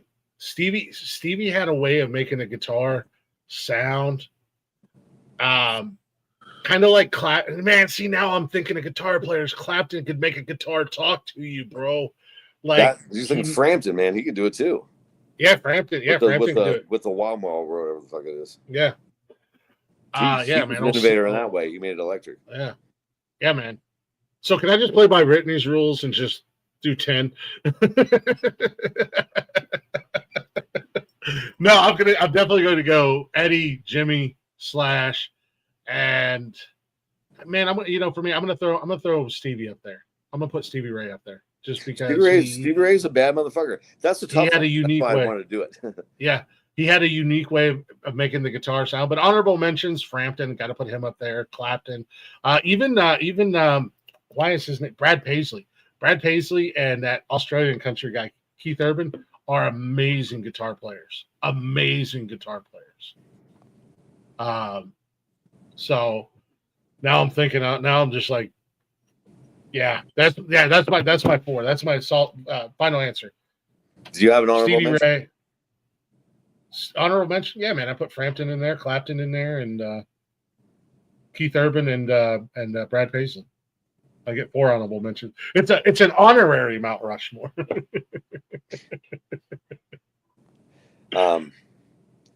Again, I know what I like. Mm-hmm. As much as I hate him as a person and a terrible human being, David Gilmour, pretty fucking incredible guitarist. A huge Pink Floyd fan. Huge Pink Floyd fan. I saw Floyd, not real Floyd, without Roger Waters. But he was the bassist. He's one of mine just because I love just the Comfortably Numb, man. You know the song, of course. Mm-hmm. Just those 2 long guitar breaks are insane.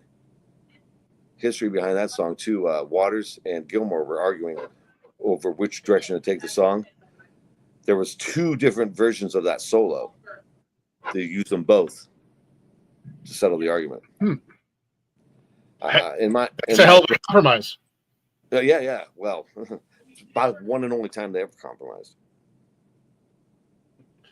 That was I think that some of the most poignant lyrics ever.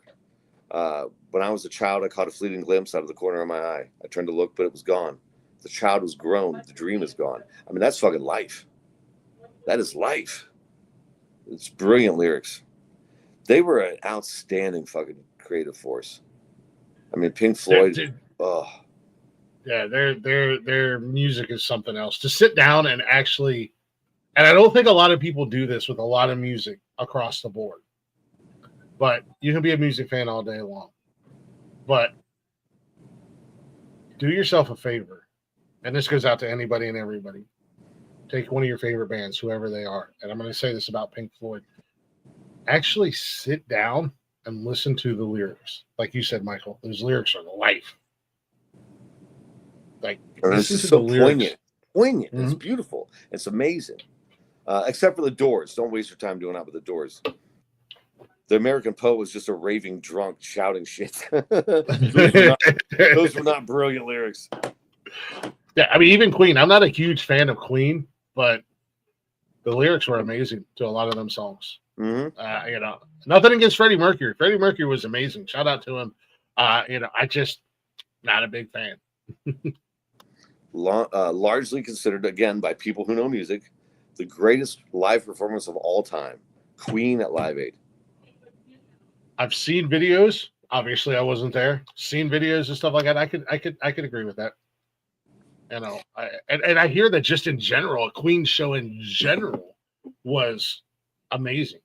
Freddie was such a performer, man, and he put on a spectacle when they did live shows and stuff like that. And shout out to Mally what was his name? Mally Rabbit, whatever his name is. Mally Rabbit, yeah. Yeah, fantastic job. In my opinion, I think he did a fantastic job portraying Freddie in that movie. Me too. He's got eyes like me, though. Butthole eyes. That's what you have. You got to check out Pete Davidson impersonating Mally Rabbit. It's fucking hilarious. Okay, there's one guitarist. 2, Trey Anastasio. Trey Anastasio from Fish. Oh, okay. Literal virtuoso. Okay, nice. Jeff fucking Beck. Jeff Beck is amazing. And I'm closing. He was another one. Oh man, hold on. No, I'm going to change my first answer. I'm taking David Gilmour out, and I'm replacing him with Peter Frampton, another innovator, someone who really did something new and different. Mm-hmm. And I'm going to finish up with Robert Johnson. The motherfucker transformed Mississippi Delta Blues. Transformed it. Oh, dude, love me some Robert Johnson. Bro, Robert Johnson. Dude, that song Down to the Crossroads, holy shit. A few others too. I mean, these it's a really, really neat like lore and with all that. I mean, I don't believe it, of course, but I want to believe that there's something supernatural out there, which is it makes it fun. But I mean, man, it's a fun story. It adds to the legend and there's a lot of truth in the story too. Like, do you know why Robert Johnson disappeared for 3 years? Why? He couldn't pick his nose. Other guys at the juke joints would stop playing for a little bit, take a break. He'd sneak up on stage and start playing, and they'd yell at him, "Robert Johnson, get off that goddamn stage before we run everybody out here." He couldn't pick his fucking nose. He comes back after just a couple of years, and he's a fucking titan. That is weird. I worked with a guy in that stayed up north. I had to live up there for a while behind enemy lines. And I worked at a place with a cat named Dale. He's a guitarist, outstanding guitarist. And he's got a theory that the Beatles were the very first Milli Vanilli, lip-syncing bullshitters. I said, why would you say that? Why would you say that? And he said, because I saw those worthless motherfuckers on Ed Sullivan, and they couldn't pick their noses either. And then suddenly a year later, these fucking titans of music, bullshit. And I thought, there's an answer for that, buddy. Acid. Man, not a bad idea, Tarantula. The Summer of Love and all that shit. And the 70s would have been neat.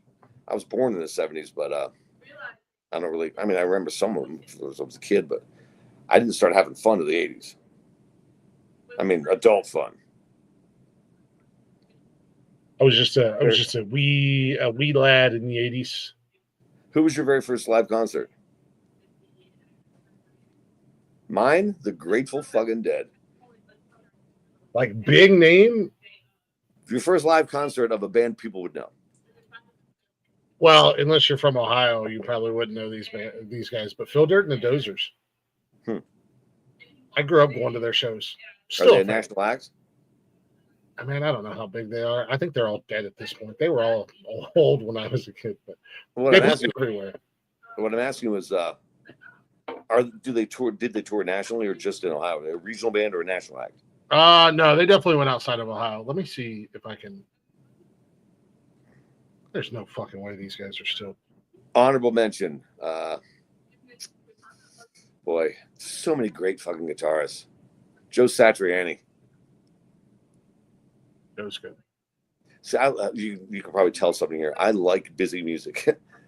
The more notes, the faster they come, the better. I got busy brain. I like busy music. Slow songs drive me crazy. Unpopular opinion. I hate the fucking Eagles. Call me the dude. Fuck the Eagles. They suck. Ballad after ballad. Ballad, harmonization, ballad, man. Ballad, the ballads. Yeah. Dude, you know what I do? Go ahead. Take them apart individually. I love the Beatles. Don Henley, man. Smuggler's Blues. Eagles. Fucking killer tune. Oh, I'm sorry. That's Glenn Frey. Smuggler's Blues. Dirty Laundry. Fucking, that's Henley. Joe Walsh. Ordinary Average Guy. Fucking jams. And they're actual fun songs to listen to. Ballad after ballad after ballad.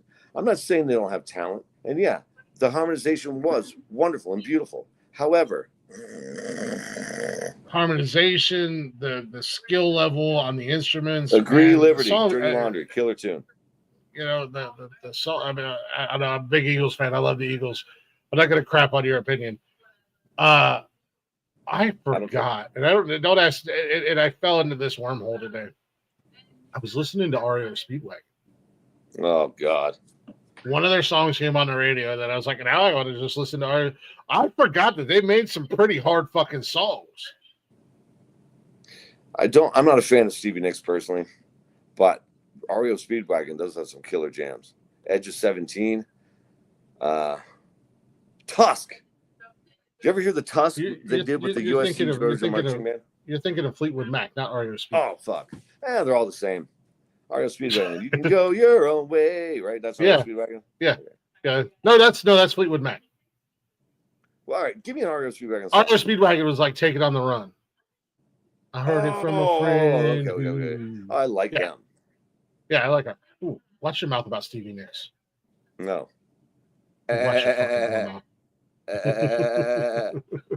Tarantula, do you know that Beethoven was the very first musical artist to be banned in public play? The monarchs of Europe at the time felt that Beethoven's music was so emotive. It filled people with such emotion and roused them to such passion. They were terrified that it would rouse up the people to revolt against them. Fun fact, the first banned musical artist, fucking Beethoven.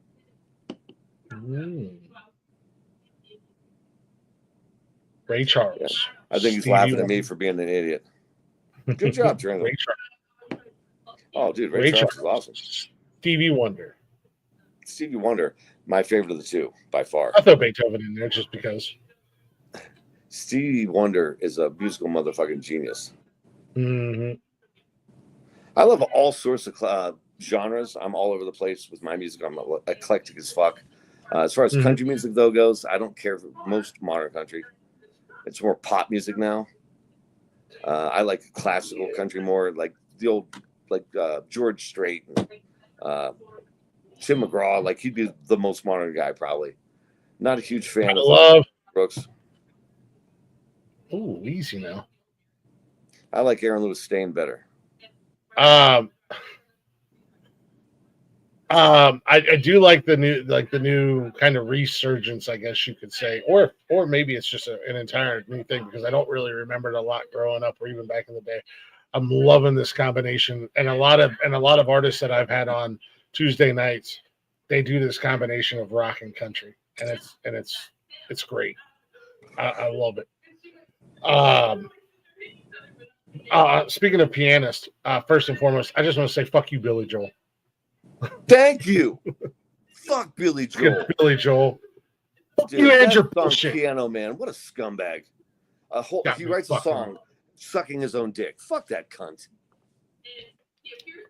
Actually, it sounds like something I would probably do.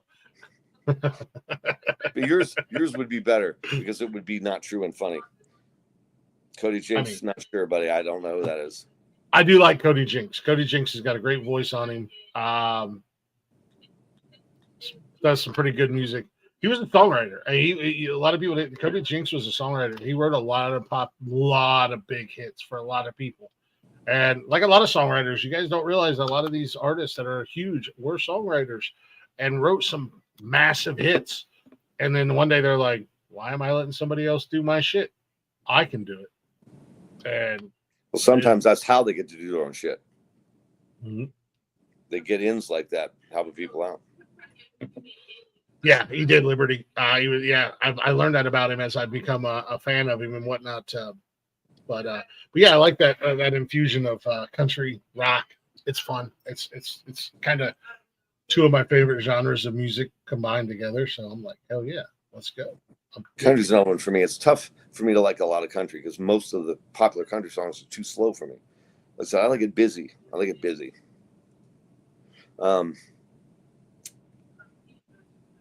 Take over. I need to reset. I fucking forgot my question. Warning, kids. Marijuana can affect the memory. Yes, it does. I learned all about marijuana just a couple few short weeks ago. A modern musical super duper star, wrote many songs for other artists. He was already famous, already very popular, and he did it many times uncredited. As an example, do you know who wrote the song for Sinead O'Connor, Nothing Compares to You? Do you know who wrote that? Uncredited. Yes, and it slips my tongue right now. God damn it. As soon as you come out of the comment section, don't Google it, only if you know. Liberty, my man. Oh, maybe. Yeah, it was Prince. Yeah. Not a big fan of Prince. Oh wow. Prince was a hell of a showman. Some excellent fucking songs. My personal favorite was "Darling Nikki," one of the deep cuts off of "Purple Rain." Mm-hmm. Super talented guy. Did absolutely had some fucking hits. I just never got on the train where it was like, yeah, I mean, I'm not going to shit on the guy. He does great performer, great musician, great so you're songwriter. saying it's not your cup of tea, not you think he sucks. Yeah. Oh, okay. Yeah. There you go. I'm with Liberty. I respect Prince, but not a fan. Gotcha. Yeah, That's I'm not gonna poo-poo on the guy, and if a Prince song comes on, I'm probably gonna sing along to it. I'm probably gonna dance a little extra feminine just because. But my fucking Prince jam, definitely "Darling Nikki," and honorable mention, second place, "Kiss." Kiss. Yeah, I will say, and I know maybe it's a little cliche, maybe it is, maybe I love When Doves Cry, man. Oh man. And there's been some artists that have covered it, and again, no disrespect on Prince, but I've heard some covers of that song that better than him.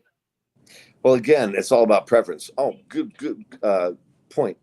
My favorite version of the Johnny Cash song, "Folsom Prison Blues," Arliss Walker and Southern Outlaws band, man. They totally rearranged it and made it their own, up the tempo. I love what they did with it. I liked it before a lot. Not a huge Cash fan, but I like a lot of Cash songs. Just not a huge fan. But dude, that fucking song is so good the way they do it. And Dave shines so hard in that beginning, just shredding it up and then rolling into it. It's a fucking killer tune. Every time I'm there, he waits as long as he can to play that one for me. J-Dub. What's the J-Dub?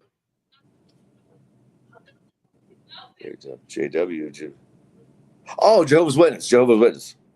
Oh, I forgot about that. It took me a second. I got it just as it popped it in there. Jehovah's Witness. Shut up! Oh wait, that was never mind. They asked me to be a Jehovah's Witness, but I didn't see the accident.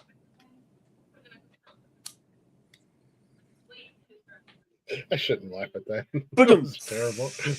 That was terrible. It just caught me off guard.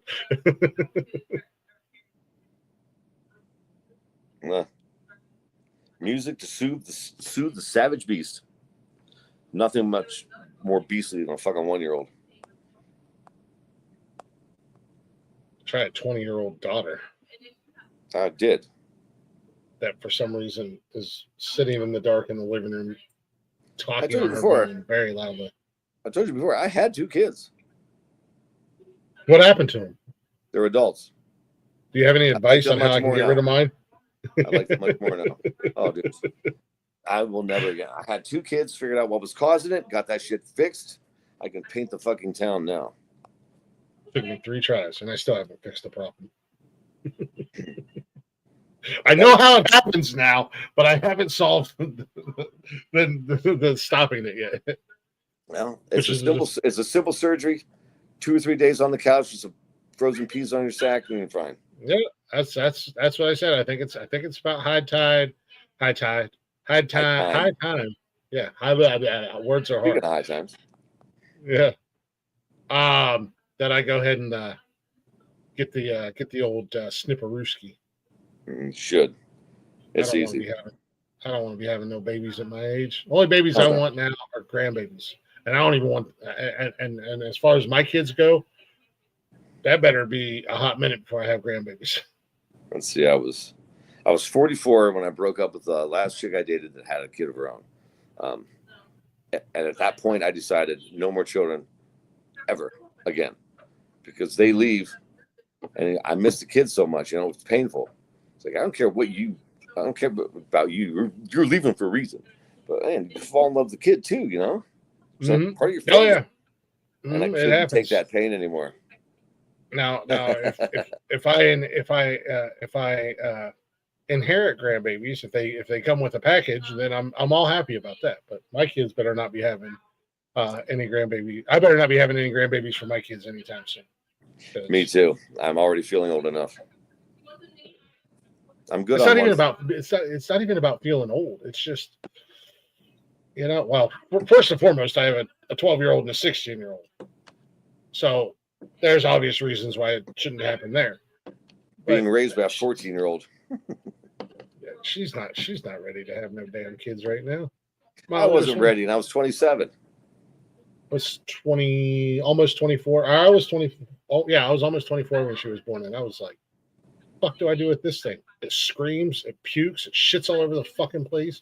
And I've like been around babies. Like my ex-wife, her little sister, I was there from the time she came home, and I was great with her.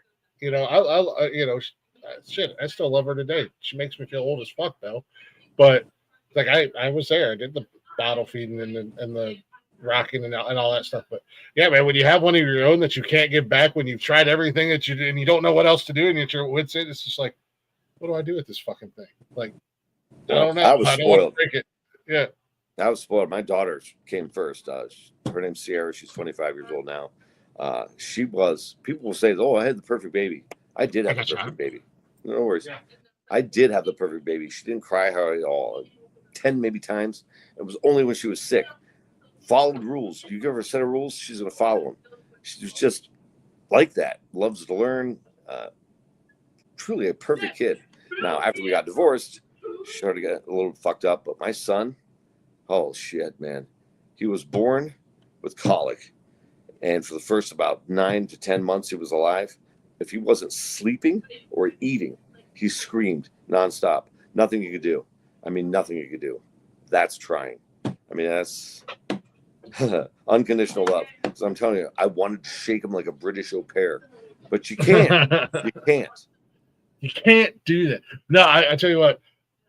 Austin's biggest thing was she just never slept, bro. She was born 2.5 months early, so she was tiny, but she just never slept. And I was always that dad that was very like aware and involved, and you know, like I would get up and I'm like, yeah, like I'm working and have to get up, and I would get up and let my ex-wife sleep, and I was just like, kid, I need you. I mean, she outside of that, she was great. I mean, she was a great baby. Our other two, man, they were perfect. My middle daughter, man, you feed her, change her diaper, put her down, and she was lights out. Fuck the world. She came out with the fuck the world and I don't give a fuck attitude. Like y'all are just living here and I'm allowing it type mentality. And then Cash was cool too. Cash has always been cool. Yeah, Cash is cool. He was he's just a dope little kid, man. He's just living life and fuck it, man. He's on his own planet. Just happy. That's my little dude, man. That's my little. I know he's anxious to come home and do his show Saturday. We haven't done it for a couple of weeks, but I know he's excited to do it after going to Raw Monday night. So right on. You're definitely doing it this Saturday. I'll never talk about it. Yeah, but Cash Saturday afternoon. Yeah, Cash's Corner Saturday afternoon. Yeah, I got a kick out of him. Good kid. Yeah, man. But yeah, in all honesty, man, I got pretty good kids for the most part. Oh. I think the behavior of the kids is often dependent on like the leadership of the parent. Again, things are learned. An iron fist, this guy. I am the Stalin of family men. Iron fist. This is Thunderdome. How do we get going there? Kids? I don't know, man. It's life, man. We're dads. It's life. I know how that got going. Yeah. I'm just not I don't believe in gentle parenting. In what? Oh, yeah. Gentle parenting. I mean, I might be walking down the hallway and just get the urge to roundhouse kick one of my kids. And it's a good possibility that they're going to block it and sweep my leg out from beneath me. Because that's how I raised them. Damn, Francis had some fucking shit going on. According to my mom, I almost killed her at birth. God damn. Yeah, that's rough. My son came second, and he was born blue as a blueberry. And I thought, oh, fuck. Stillborn. So the doctor's like, here you go. You want to cut the umbilical cord? I did the first time, but everything was okay, you know? So apparently my poker face was a little off point. I was like, no, take care of this. You take care of this. Do what you got to do. And she must have heard something in my voice or whatever. She's like, oh, my God, what's wrong? I was like, oh, no. I immediately fixed it. No, nothing's wrong. Everything's fine. I thought, fuck. Ugh, that was the most terrifying 3-4 minutes of my life. And I think that's probably got a lot to do with why I had colic. I think all that traumatic birth and shit, like coming out unalived already. Yeah. But my son was a strange kid. Like, he would tell stories about people, names and everything. Tell stories about people, pretty specific stories, like at a young age, that were so weird and specific. I know he didn't see it on TV. The only shit he heard on TV was what he watched with me and his mom. Like he was remembering a past life or whatever. It was weird. I'm saying it was proof, but it was weird. Yeah. He said shit that normal kids wouldn't know without seeing or being taught it. Like, exactly. He was, I think, 4 years old, right? Champion cop comes up to the red light, and my 4-year-old son goes, "Everybody be cool. It's the cops. Everybody just act normal. It's the cops." It's like, what the fuck did he just say? I mean, dude, I can't wait for you to meet my son. He's nice. He's me, but he doesn't give a fuck. Like in a social situation, for instance, he met my friend Sean for the very first time. Sean's shirt is a Nike shirt. It says "Do it" with the swoosh on it. Do it. So Mike comes over to him, puts his nose on his elbow, and just sniffs all the way up to his shoulder. And he goes, "Hey, how you doing?" He goes, "What the fuck are you doing?" He did not know it was my son. Yeah. I had to introduce me. He's like me. I mean, he would make an entrance. And he goes, "What the fuck are you doing?" He goes, "Your shirt says just do it." So I did it. Yeah. Nice. That's my son, man. He's a bad motherfucker. No, all three of my kids were born by C-section, because with Austin, like I said, she was 2.5 months early, and my ex-wife had toxemia. I think that's what it was, and they induced her, and she had a whole lot of other issues and problems, and we actually almost we did lose Austin, and we almost lost her. And then they had an emergency C-section, and and that was just everything that was going on was so crazy for me. Again, first time dad, not really understanding everything. All I know is there's nothing more stressful than the situation you're describing. Yeah, and hearing the doctors and the nurses go into panic mode, not really panic mode, but you know what I mean. They kind of go into that I don't know how to explain it, but like, and not fully understanding and only getting bits and parts. Like, we lost her, we lost Austin, mom's almost gone, and I'm like, fuck. And they're like, "Come on, dad, scrub up and we're gonna go, you can come into the room." And then it's just like the C-section is so quick, but they're like, "Dad, do you want to watch?" I'm like, "Yeah, I want to watch." I poked my head over the little screen thing I had set up, and all of her organs were laying on a tray. Dude, yeah, and they just reach in and grab her out, and then they do what they need to do with Austin. And fortunately, thankfully, she didn't have anything wrong with her outside of being unalive for a minute or two. But the only thing she couldn't do was regulate body temperature. So I got in a lot of trouble because every time we would go to the nursery, I would point out and go, "Hey, you see the one under the fry warmer? That's mine." And apparently that's not funny in the situation that we were in. But look, that would be my go-to. I would say something like that. But the other two, because of everything that my ex-wife had going on with Austin, they told her, they said, you might not be able to have any more babies. You know, if you do get pregnant again, you're very high risk. So like with both Buggy and Cash, it was multiple doctor's appointments a week. Everything was planned out to the day of when they were doing the C-section. And it was like the same thing, like walking there. And at that point, I'm like, okay, this is cool. Like, we're not in freak out mode, but it was still so alarming because and she's wide awake for the whole thing. And they just sliced her stomach open. And they didn't put the cover up on over her eyes so she couldn't see. Well, there was like a screen that went around like that. And it went around like just below her chest. What I'm talking about. Yeah.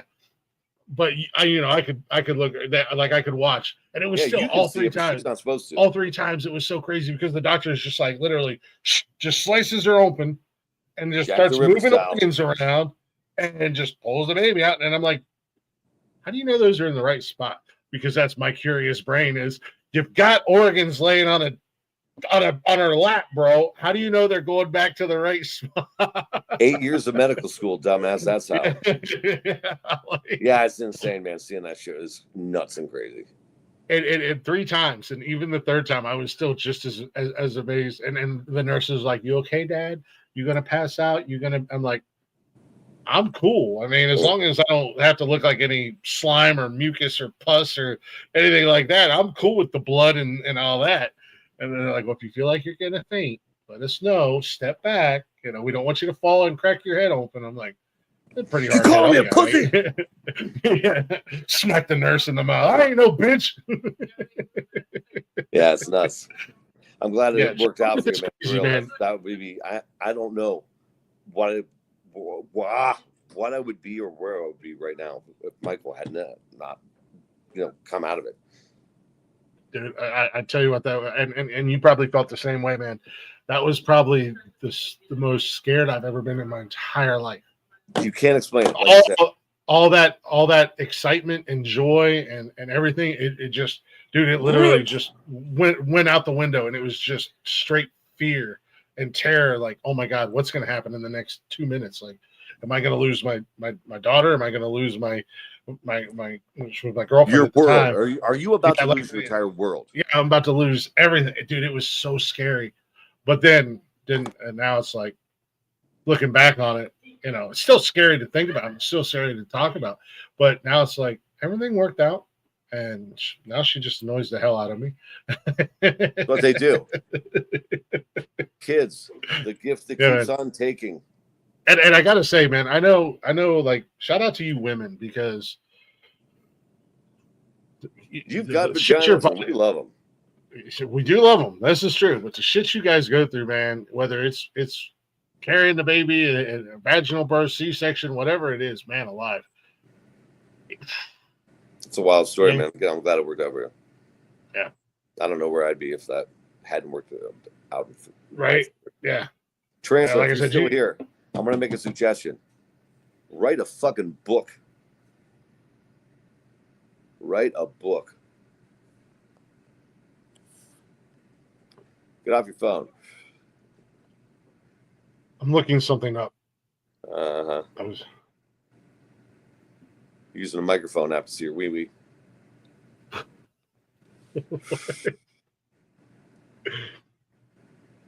Okay, cool. I don't know, man. Nice. If you need a proofreader, let me know. Despite how I sound, I do know the word. It's crazy. Like you just said, if you need a proofreader, I know a lot of people like that. Dude, they cannot put a fucking, and I'm not shitting on them, because Lord knows I struggle to put a fucking sentence together 90% of the time.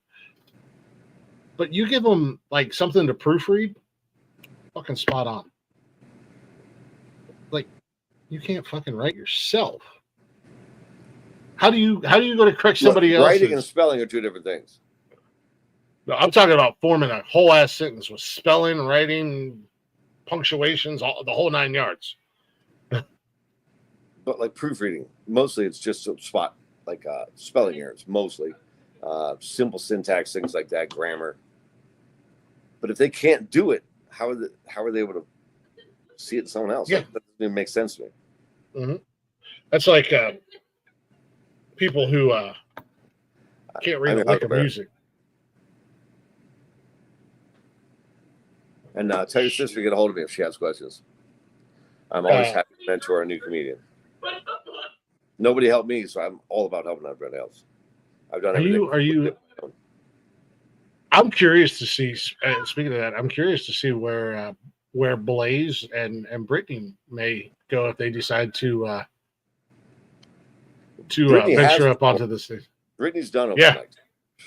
Yeah. Blaze is still a virgin. But I know I know the story he's working on, and it's a good one. It's got me. Timing's everything. If you can some bitch will share with me. If he can nail the timing, he's going to nail the story. It's a good story. He's like, I wrote a joke, and I was like, you want to share with the class? He's like, nope. I'm like, Okay. Why would he care what you think? You're not somebody who can. I'm his peer. I'm his friend. No. Friend, and I'm yes. always honest with him. Yeah, you have to be. Real friends tell you what you need to hear, not what you want to hear. Yeah. I've got a very, very, very small handful of people I trust to give me honest opinions about something. And they see things the way I don't. Like, shout out to my boy Jeef. If it weren't for him, like, helping me trim some of my material down, the way he did it, I would have never thought to do that. And it's about maximizing laughs and getting straight to funny stuff. If it doesn't contribute to the story in a pertinent way that adds to the funny, it should not be there. He's like, "Oh, stand up." Sometimes I forget I'm surrounded by stoners now, and he checked out. He just heard his name get thrown around. I said, "What are the fuck are you talking about?" Sometimes I forget I'm surrounded by stoners, and I'm like, I gotta slow it down sometimes. Just like I said, his story is a good story. It's all on how he tells it, and the way he was telling it to me, I laughed. It's got a good punchline, and there's so much cultural shit he can use in that material. And the best part is he's writing a joke, but it's a true story out of his life. And for me, that was a game changer. Yes, you did, dude. You had some good ones. Yeah, we did now that Michael's here, we should try that again. We roasted Marco for his birthday. Because we've tried to do a roast of Glick on 2 occasions. And they've both been epic failures because now not on Blaze's part. Blaze actually did a good job. I got a shout out to Blaze for that. Blaze is clever. It's not a hard concept. Like, no, that's what write a couple. Like even if you don't write a couple of jokes, just have a couple ideas on roasting someone. I mean, because I fired back. I fired back and all my shit was just off the top of my head. But yeah, Blaze was like, you know how Blaze, you know how you are. Blaze is like, I'm prepared, I'm ready, let's do this. And then it was a complete clusterfuck because it's like asking Brittany for her Mount Rushmore. They didn't understand that. Like we start the show and we do this build up, and then it's just like, what the fuck? Come on, guys. Like, you're no Bret the Hitman Hart, no excellence of execution. Yeah. Like, this is your opportunity to get me. I'm always getting you guys. Like, this is your opportunity. And it's very telling that it failed.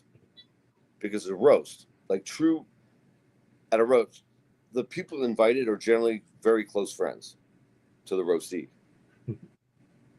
It means your roasters don't really care for you much. That's a true statement. I know. A very true. People love you the most. Like, I don't want to run one of my bits, but it's true in real life, and it is a bit or a run because I talk about my life. But best friends, right? Guy friends, they roast each other constantly and always. The deeper and more cutting the insult, the more brotherly love. Am I wrong? Oh yeah, absolutely. Like you and I back and forth all the time, like it's a rivalry. It's not. We're goofing, we're cracking, we're having a good time, fucking with each other. Yeah. Mancho Man, Randy Cleavage.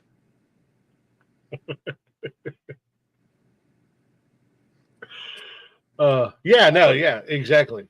And that was just right off the rip between you and I, because I could tell I'm like, okay, this guy's gonna bust. I can bust his balls, and he's not gonna get all in his feels about it. I'm not a typical comedian, baby. I love a good roast. Fuck with me, and I'll give it back to you. Let's have fun doing it. Mm-hmm. There's no malice in it. I mean, you can tell somebody "fuck you" with a smile on your face, and it's okay. Yeah, you can tell where the malice is. You know what I mean? You can see what's in a man's heart. 100%.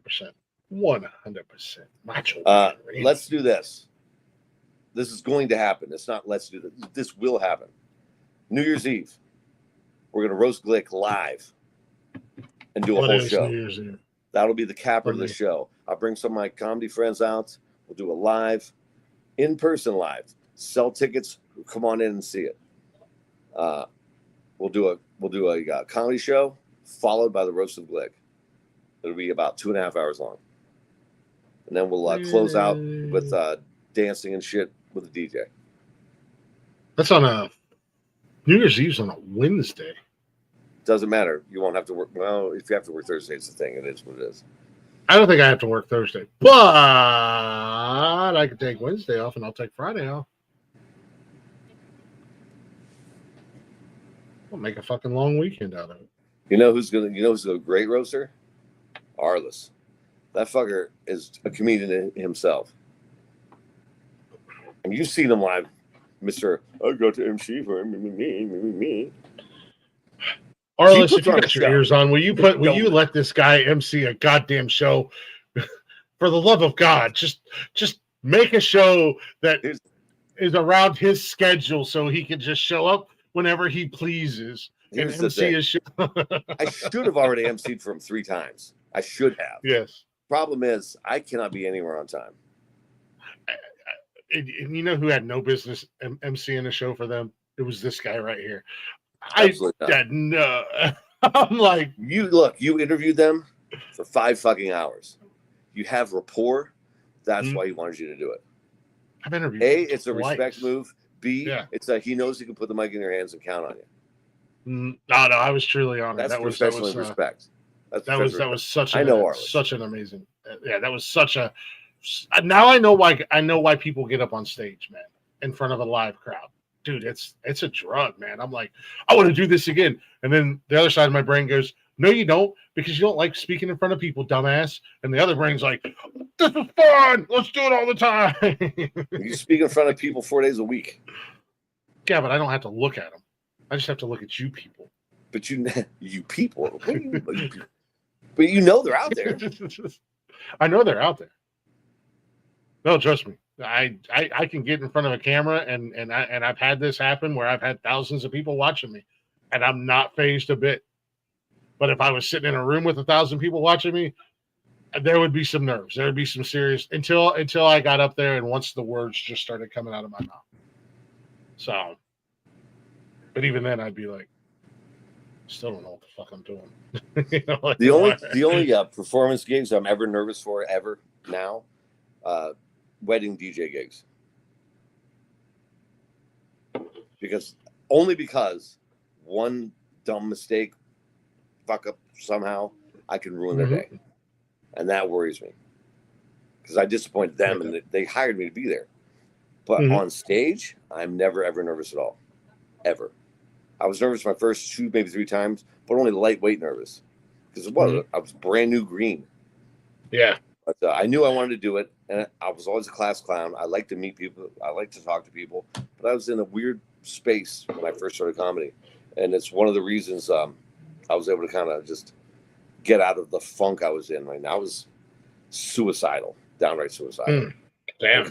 One of the reasons I'm still here for sure. I wouldn't have done it. My kids need for a good parent. Yeah.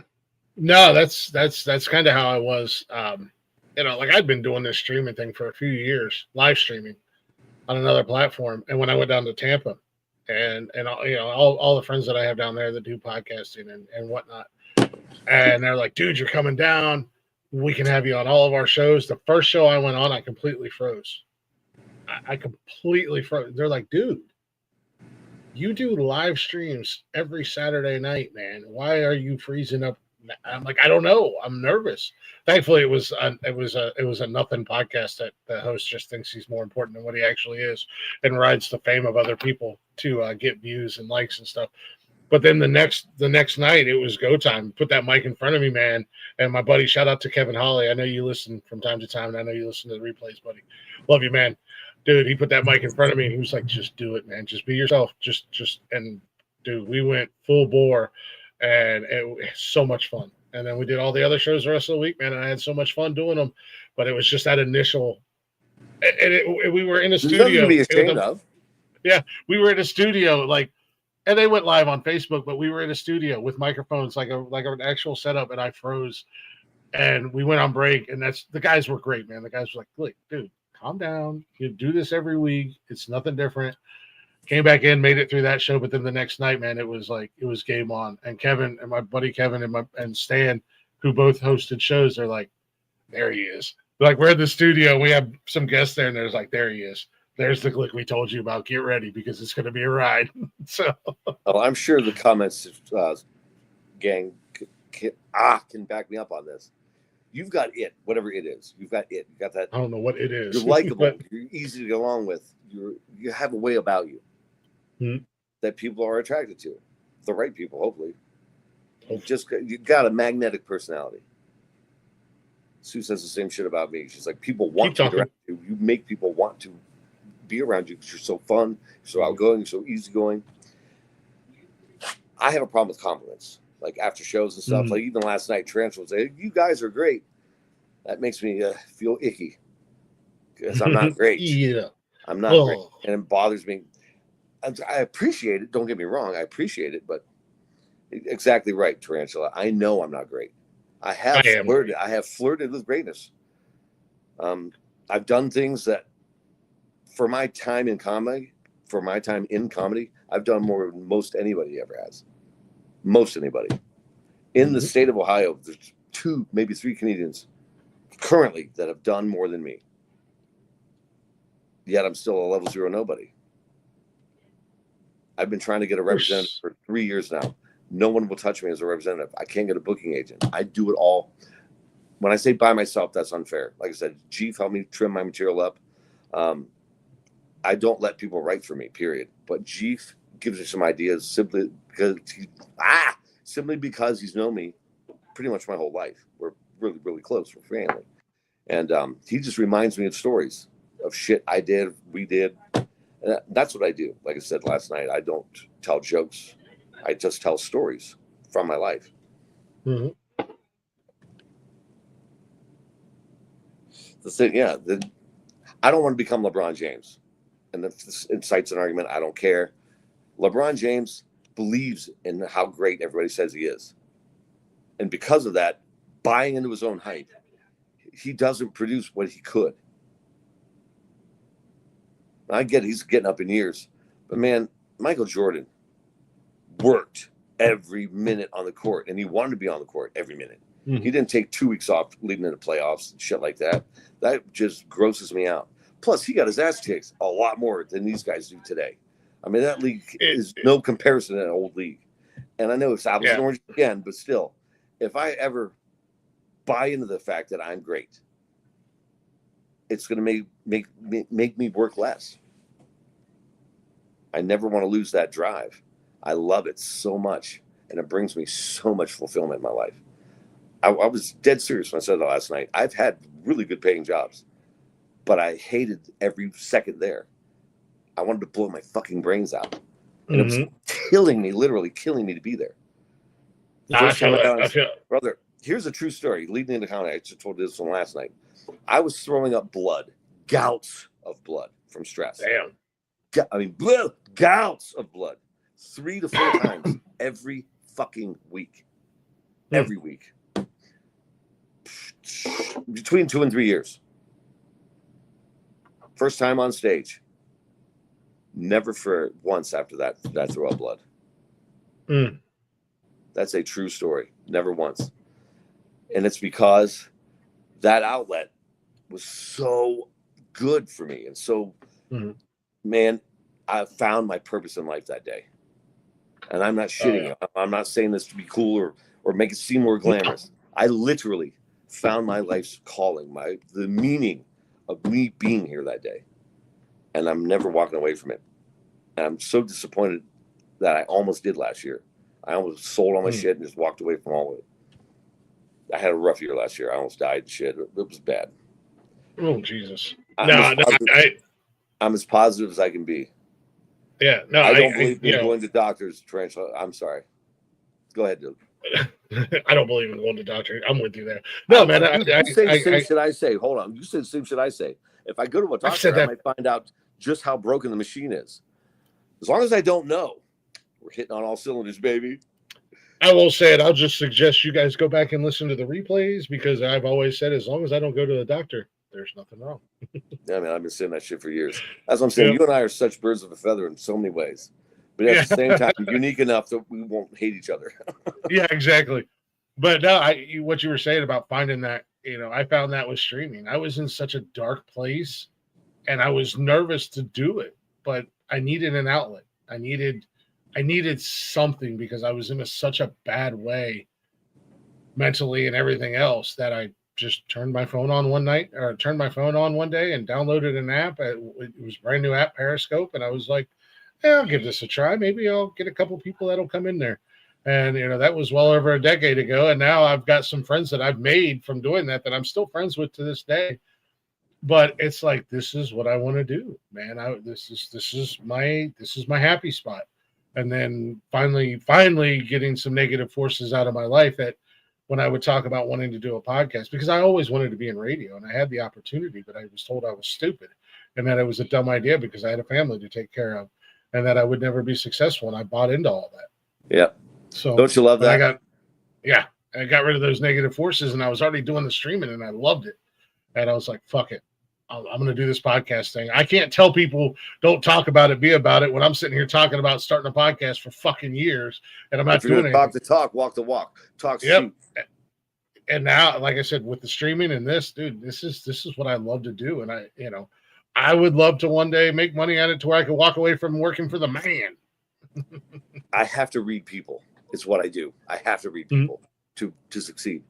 And I'm telling you right now, from a performer's standpoint, I know you love doing it. It shows. It shows. It brings you joy. Even in your off time, you talk about doing it. That's a passion. This goes to anybody who can hear my voice. Whatever your passion is, taste that shit. You know you love to do it. Figure out a way to get paid for it.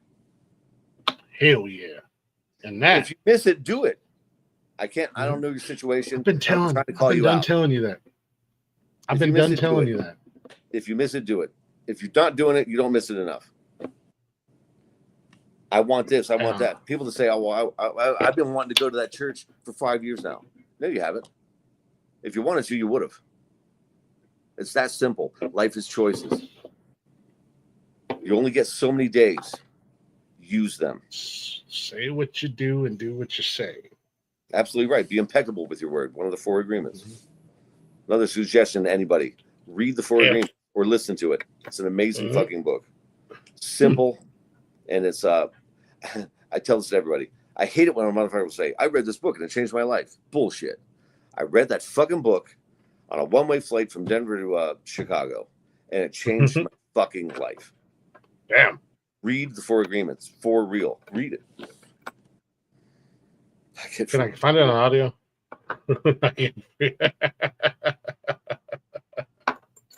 But I mean, all the things I say. I mean, I'm not saying this because I think it's what I should say. I know it's what I should say. I know it's what I did. Empirical evidence shows if you really want to do something, then you do something. Period. Just do it. Like the guy's shirt said, just do it. If you want to sniff a man's arm, sniff a man's arm. And my buddy Sean, every time I see him, he talks about that. He's like, "Man, how's your son doing?" Yeah, my son hits it off with everybody. He is his father's kid, and nice. I mean, both my children are clones of me. Not currently, but when I was young and handsome. Yeah, I'm lucky. But I'll tell you right now, if I had the ability to have a child and actually made it happen, I would fucking kill myself. There's no way I'm breeding another kid. No fucking way. I'm done. I am Dizunzo. But with that being said, this seems like a really good spot to wrap her up because your boy ain't eat all day, and I'm getting a little bit hungry. I'm also. I hope you guys got to know us a little better. Yeah, I feel like I definitely got to know Tarantula better. Tarantula's cool people. Way to persevere through all your shit, girl. Yeah, Tarantula's cool people. And the worst part is I never even learned to read. I'll let you close on that. It was fun. I love you, man.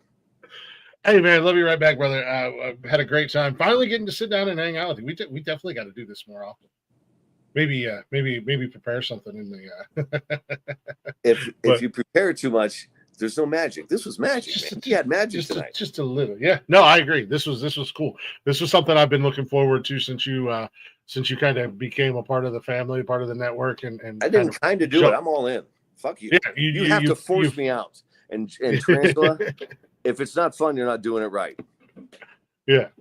No, but this is something that I have been looking forward to. You and I getting an opportunity to just hang out, just the two of us, just kind of hang out, shoot the shit. Because, like you said, we do have a lot of things in common, and we do think a lot alike. But we're also still, unique enough to be not hate each other. Smart, you're dumb. I'm handsome, you're not. I have real talent, not just an ego. We're gonna replay all the nice things you said about me and how great I was. We're just gonna we're gonna make that a loop. Whenever I'm feeling down, I'm just gonna go, yep, there it is. There's my ego boost I needed.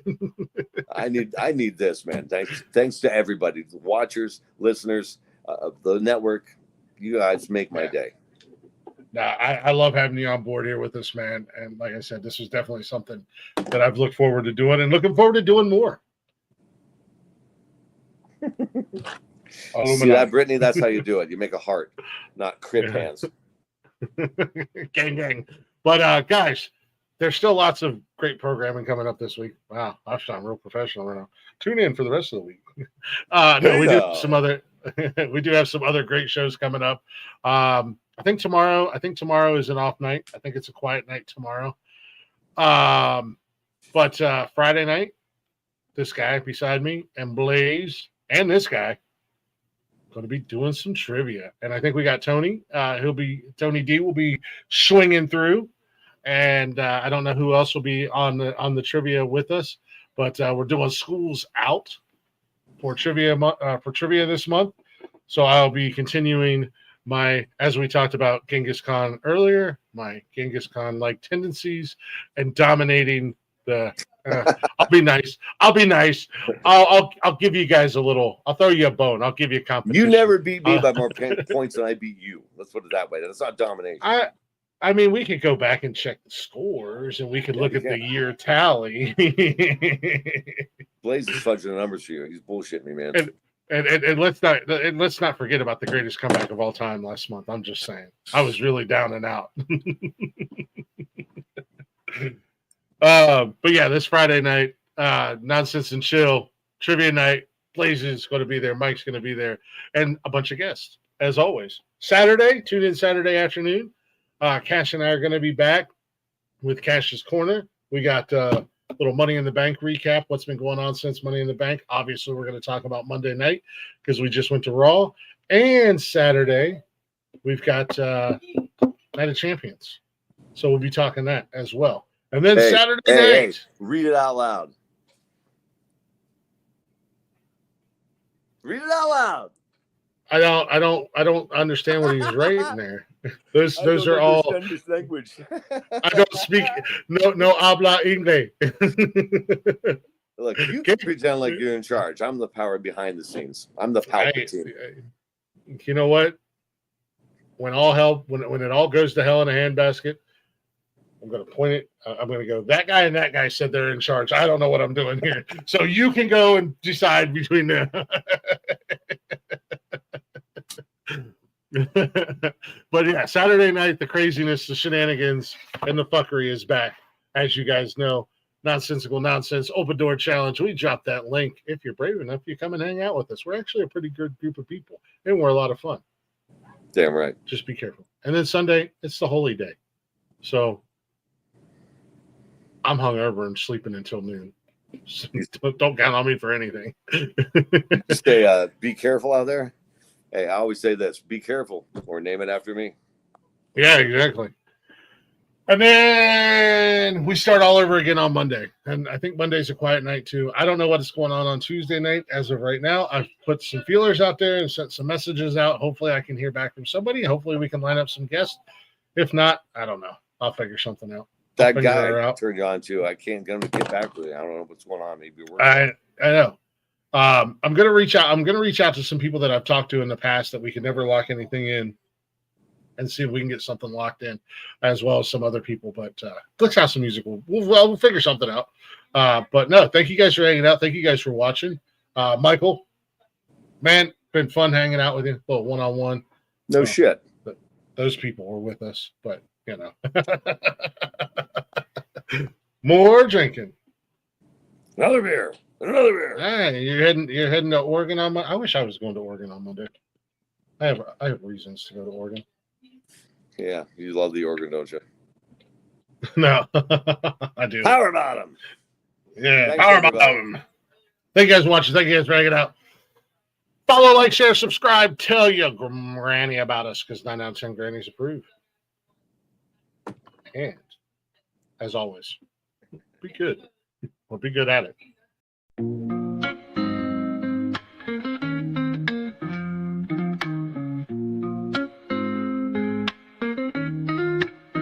Nonsensical network, different flavor every day. Movie talks, new flicks hitting the display. Microphone magic, musicians spill the praise. From reptiles to motorsports, burning rubber craze. Football clashes, touchdowns, epic plays. New spinning, catching on the latest phase. Gleaming cars, engines roaring up the pace. Street tales, urban stories we embrace. Tune in, every week diverse. Groove to the beats, let the rhythm immerse.